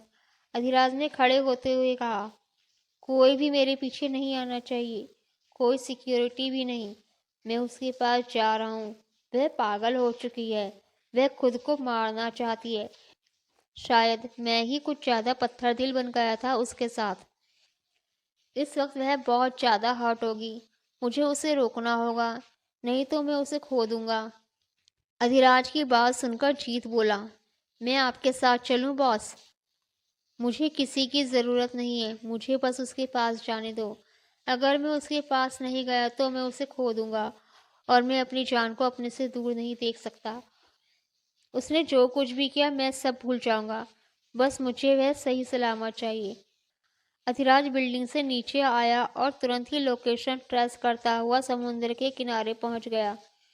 किनारा इतना बड़ा था, जो किलोमीटर में फैला हुआ था। कहाँ ढूंढेगा वह अपनी आर्या को?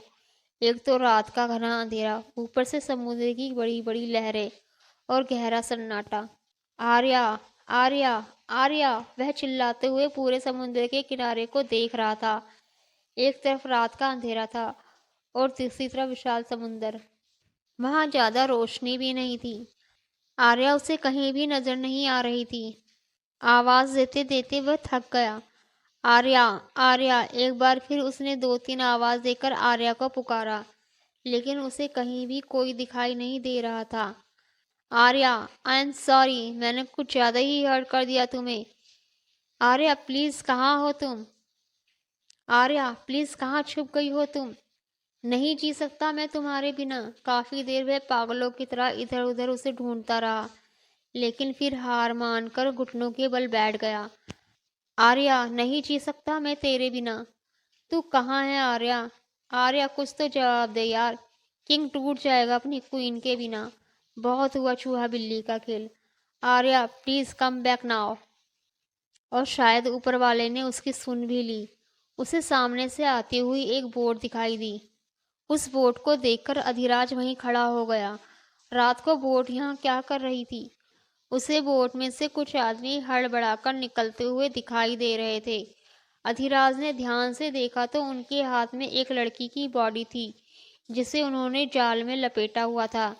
अधिराज को ना जाने क्यों एक अजीब सा डर महसूस हुआ। वह भागता हुआ जाल के पास गया। कुछ आदमी उस लड़की के पेट को दबा रहे थे, क्योंकि उसके पेट में काफी सारा पानी चला गया था। अधिराज आगे बढ़ा और उसने सारे आदमियों को हटा दिया। उसने आर्या को देखा तो अपनी बाहों में भर लिया और चीख चीख कर रो पड़ा। एक आदमी को अचानक से वहां पर आकर लड़की को अपनी बाहों में लेकर इस तरह रोते देखकर सभी लोग हैरान हो गए। उन्होंने वहां थोड़ी सी रोशनी की तो पाया कि वह आदमी अधिराज ओबरॉय था। वो लोग इन दोनों को कैसे भूल सकते थे? ओपन योर आइज आर्या, अपनी आंखें खोलो।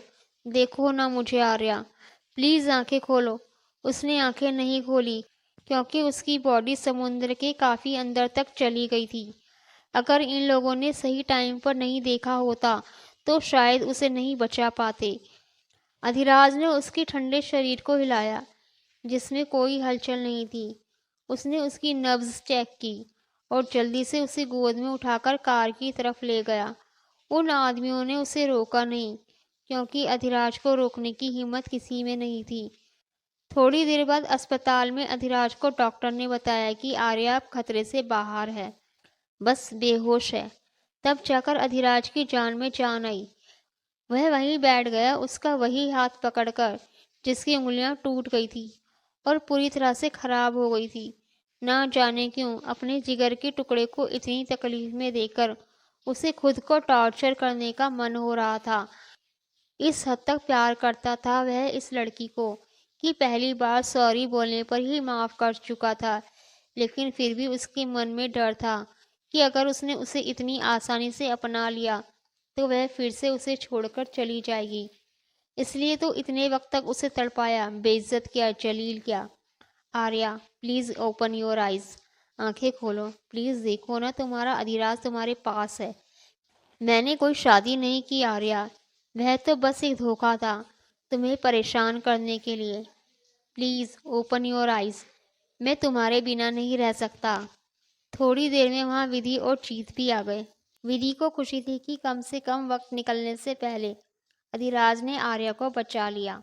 अगले दिन जब आर्या की आंखें खुली तो उसे बिल्कुल भी उम्मीद नहीं थी कि पानी में इतनी गहराई तक अंदर जाने के बाद भी उसकी जान बच जाएगी। आंखें खोलते ही उसे सबसे पहले अधिराज का चेहरा दिखा। उसकी आंखों में फिर से आंसू आने लगे। अधिराज बेड पर सर रखकर शायद सो गया था, या फिर उसकी आंख लग गई थी। आर्या धीरे से उठी।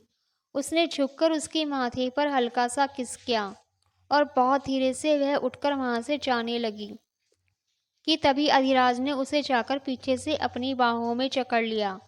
यह सब इतनी जल्दी हुआ। कि वह डर गई। वो उसे अपनी बाहों में लेना चाहता था, उसे अपने में समेट लेना चाहता था। वह उसे खुद की बाहों में लेते हुए अपने में समेट लेना चाहता था। नहीं आर्या, इस बार बिल्कुल नहीं। इस बार तुम नहीं जा सकती। इस बार तुम्हें जाने की इजाज़त नहीं है। अब पूरी ज़िंदगी तुम यहाँ से नहीं जा सकती। इस बार मैं तुम्हें नहीं जाने दूंगा। आर्या ने भी कुछ नहीं कहा। अधिराज के आंसू के कतरे को उसने अपनी गर्दन पर महसूस किया। उसकी आंखों से निकले हुए आंसू की बूंदें भी अधिराज के हाथों पर गिर गई। अब मुझे रोककर भी क्या फ़ायदा? तुम अपनी ज़िंदगी में आगे निकल गए हो। आर्या ओबरॉय मर गई है और मुझे रोकने का कोई फ़ायदा नहीं। मुझे जाने दो। मैं आज भी वही अधिराज हूँ जो पहले था। मैं कहीं नहीं गया। तुमने मुझे ठुकरा दिया था। तुम मुझे छोड़कर चली गई थी। हमारे बच्चे को छोड़ दिया था। तुम्हें तो जरा भी दया नहीं आई। अधिराज ने उसे अपनी ओर पलट लिया। मुझे कोई फर्क नहीं पड़ता अधिराज। अब सब बदल गया है। मुझे पता है। तुम शादी कर चुके हो। अब हम अलग हैं। तुम अपने रास्ते जाओ और मुझे अपने रास्ते जाने दो। आर्या, अब तो कह दिया, पर आगे मत कहना। मैं शादीशुदा हूँ और मेरी वाइफ मेरे सामने मेरी बाहों में खड़ी है। मैंने कोई दूसरी शादी नहीं की। मैंने तुम्हें तभी माफ़ कर दिया था जब तुमने पहली बार मुझे सॉरी बोला था। मैं तुमसे नाराज़ कैसे रह सकता हूँ? I love you Arya. मुझे आज भी तुमसे वही प्यार है जो पहले था, बल्कि पहले से भी ज़्यादा है। बस तुम समझ नहीं पाई। I still love you. मैंने कोई शादी नहीं की। मैंने बस एक बच्चे की ख्वाहिश की थी तुमसे। तुमने वह पैदा करके दे दिया, लेकिन छोड़कर चली गई मुझे इतने सालों के लिए। तुम्हें क्या बताऊं, किन किन परेशानियों से गुजरा हूँ मैं। उस छोटे से बच्चे को रात रात भर सुलाता हुआ जागा हूँ मैं। क्या क्या परेशानी नहीं उठाई। मैं परेशान था कि उसे दूध कैसे पिलाऊंगा। उसे माँ की ज़रूरत थी। उसे माँ के दूध की ज़रूरत थी। लेकिन तुम उसे छोड़कर चली गई थी। क्या तुम्हें जरा सी भी दया नहीं आई? अपने पैदा किए हुए बच्चे के चेहरे को देखे बिना तुमने उसे मनहूस कह दिया। क्या यही सही था? मेरा इस जगह पर इस तरह से नाराज़ होना गलत था। तुमने शादी के रिश्ते को एक पल में तोड़ दिया। मुझे गलत कहा, मेरी फैमिली को गलत कहा, लेकिन मेरे उस मासूम बच्चे को तुमने गंदा खून कह दिया। क्या यह हद पार करना नहीं था? हद से ज़्यादा प्यार मैं तुमसे आज भी करता हूँ और हमेशा करता रहूँगा। चाहे तुम मुझे जिंदा ही क्यों ना जला दो। लेकिन तुम मेरे प्यार को कभी समझ ही नहीं पाई। और जब मेरी बारी आई नाराज़ होने की, तो तुम जान देने चली गई। एक बार भी तुमने सोचा कि तुम्हारी मौत की खबर सुनकर मैं जीते जी मर जाऊंगा? आर्या अपनी भीगी हुई आंखों से बस उसे ही देख रही थी। अधिराज ने आगे बढ़कर उसे कसकर गले लगा लिया। उसके परफ्यूम की खुशबू उसकी रगों में बसने लगी। उसके कांपते हुए हाथ उसकी पीठ पर लिपट गए। उसने आर्या को अपनी बाहों में समेट लिया। वह जितना रो सकती थी रो रही थी। उसकी आंखों से अश्कों की धारा लगातार बह रही थी, क्योंकि जो वक्त निकल चुका था वह वापस नहीं आ सकता था। अब उसके पास पछताने के अलावा कुछ नहीं बचा था। आई एम सॉरी अधिराज। मैं पैसे, पावर और पोजीशन में इतनी घमंडी हो गई थी कि अपने स्वार्थ के सामने कुछ भी नहीं समझ पाई। मुझे माफ़ कर दो अधिराज। हमारी ज़िंदगी के वह गुजरे 7 साल सबसे बुरे थे। मैंने अपने बच्चे को बड़ा होते हुए नहीं देखा। मैं कितनी अनलकी हूँ अधिराज। तुम्हारे प्यार को समझ नहीं पाई। उसके आंसू की हर बूंद अधिराज के हाथ पर गिर रही थी। बाहर दरवाजे पर विधि और जीत खड़े थे। उनकी आंखें भी नम थी और मुस्कुराते हुए वह उन दोनों को देख रहे थे। काफ़ी समय बाद मिल रहे हैं। मुझे लगता है हमें इन्हें प्राइवेसी देनी चाहिए। कुछ वक्त अकेला छोड़ देना चाहिए इस कमरे में, कहकर जीत ने दरवाज़ा धीरे से बंद कर दिया। और तुम मरने क्यों गई थी बेबी गर्ल? तुम्हारी मौत की खबर मेरे लिए मौत लेकर आई थी। एक बार भी यह नहीं सोचा होगा कि जब मुझे पता चलेगा कि तुम नहीं हो, कैसे जीऊँगा मेरी जान। मैंने कितनी बार कहा है कि तुम्हारी जान में मेरी जान बसती है और तुम मुझे ही मारने चली थी। बोलते वक्त अधिराज इमोशनल हो गया। आई एम सॉरी। जब मैंने कल तुम्हारी शादी की फ़ोटो देखी तो मुझसे बर्दाश्त नहीं हुआ। मैं तुम्हें किसी और के साथ नहीं देख सकती। बस इसलिए खुद को ख़त्म करने का सोच लिया, क्योंकि तुम मुझे कभी माफ़ नहीं करते। मुझे अपनी ज़िंदगी में एक नौकर की जगह भी नहीं देते। तो फिर मेरे जीने का क्या मतलब था? तुम तो मेरी ज़िंदगी हो। तुम्हें नौकर बनने की क्या ज़रूरत है? तुम तो सब कुछ हो मेरा। बस उस वक्त मैं उस होटल के कमरे में ज़्यादा गुस्सा हो गया था, हद से ज़्यादा हर्ट था। इसलिए तुम्हें बहुत ज़्यादा हर्ट किया ना, तुम्हें परेशान करने के लिए तुम्हारे साथ ऐसी हरकतें की। मैं तुम्हें बहुत पहले ही माफ़ कर चुका हूँ। आर्या, मुझे तुम्हारे साथ जीना है और आज के बाद तुम कभी सुसाइड के लिए सोचोगी भी नहीं। अधिराज ने उसे खुद से अलग किया और उसके आंसू पोंछे। I am sorry Adhiraj, promise करो आज के बाद तुम मुझे छोड़कर नहीं जाओगी। तुम्हें मुझ पर और गुस्सा करना है तो कर लो। बच्चे पैदा करने से तुम्हारा फिगर खराब होता है, तो हम और बच्चे नहीं करेंगे। इसी तरह एक दूसरे से काफ़ी देर तक गिले शिकवे करने के बाद अधिराज ने जीत को कॉल किया। मंदिर में शादी की तैयारी करो, मुझे और वक्त नहीं गंवाना।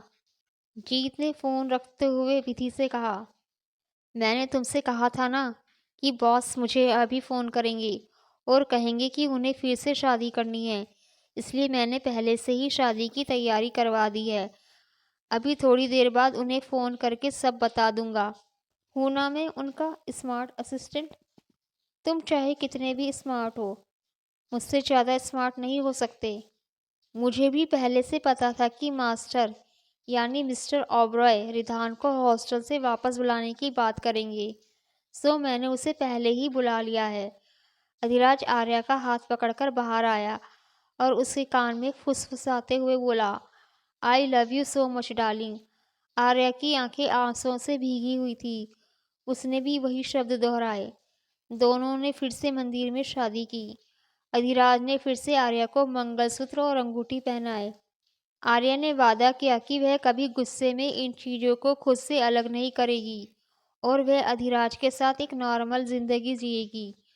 अधिराज ने वादा किया कि वह कभी आर्या के ऊपर हाथ नहीं उठाएगा, क्योंकि हॉस्पिटल में उसने आर्या पर हाथ उठाया था और वो 2 थप्पड़ अपनी ज़िंदगी में बहुत तकलीफ दे लगे थे। आज के बाद कभी वह अपनी जान को तकलीफ नहीं देगा। दोनों शादी करके मंदिर से बाहर निकले तो कार के पास रिधान खड़ा था। हमारा बेटा, तुम्हारा दिया हुआ दुनिया का सबसे बेस्ट गिफ्ट। आर्या की आंखें आंसुओं से भीगी हुई थी। रिधान को देखते हुए वह आगे बढ़ी और अपने बच्चे को झुककर गोद में उठा लिया। मम्मा को माफ़ कर पाओगे बेबी? रिधान डरकर उसकी गोद से उतर गया। पिछली बार इस औरत को देखकर जब उसने माँ कहा था तो उसकी अच्छी खासी पिटाई हुई थी। रिधान अधिराज के पैरों के पीछे छुप गया। अधिराज ने उसे बाहर निकाला और उसे गोद में उठाते हुए कहा, अब तुम्हें कोई कुछ नहीं कहेगा। ये तुम्हारी रियल मम्मा है, तो तुम इन्हें मम्मा बोल सकते हो। तुम उनके साथ रह सकते हो जैसा तुम चाहते थे। वह अपनी माँ को पहचानता था। वो तुरंत आर्या के पास आ गया। आर्या ने उसे गोद में उठाकर प्यार से उसके माथे को चूम लिया। उसकी आंखों से आंसू निकलकर रिधान की शर्ट में समा गया।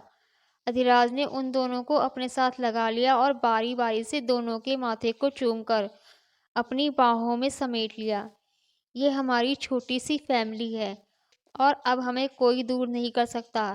रिधान को उसकी माँ मिल गई और मुझे मेरी स्वीट हार्ट। कमेंट करें, शेयर करें, लाइक करें और सब्सक्राइब करना ना भूलें।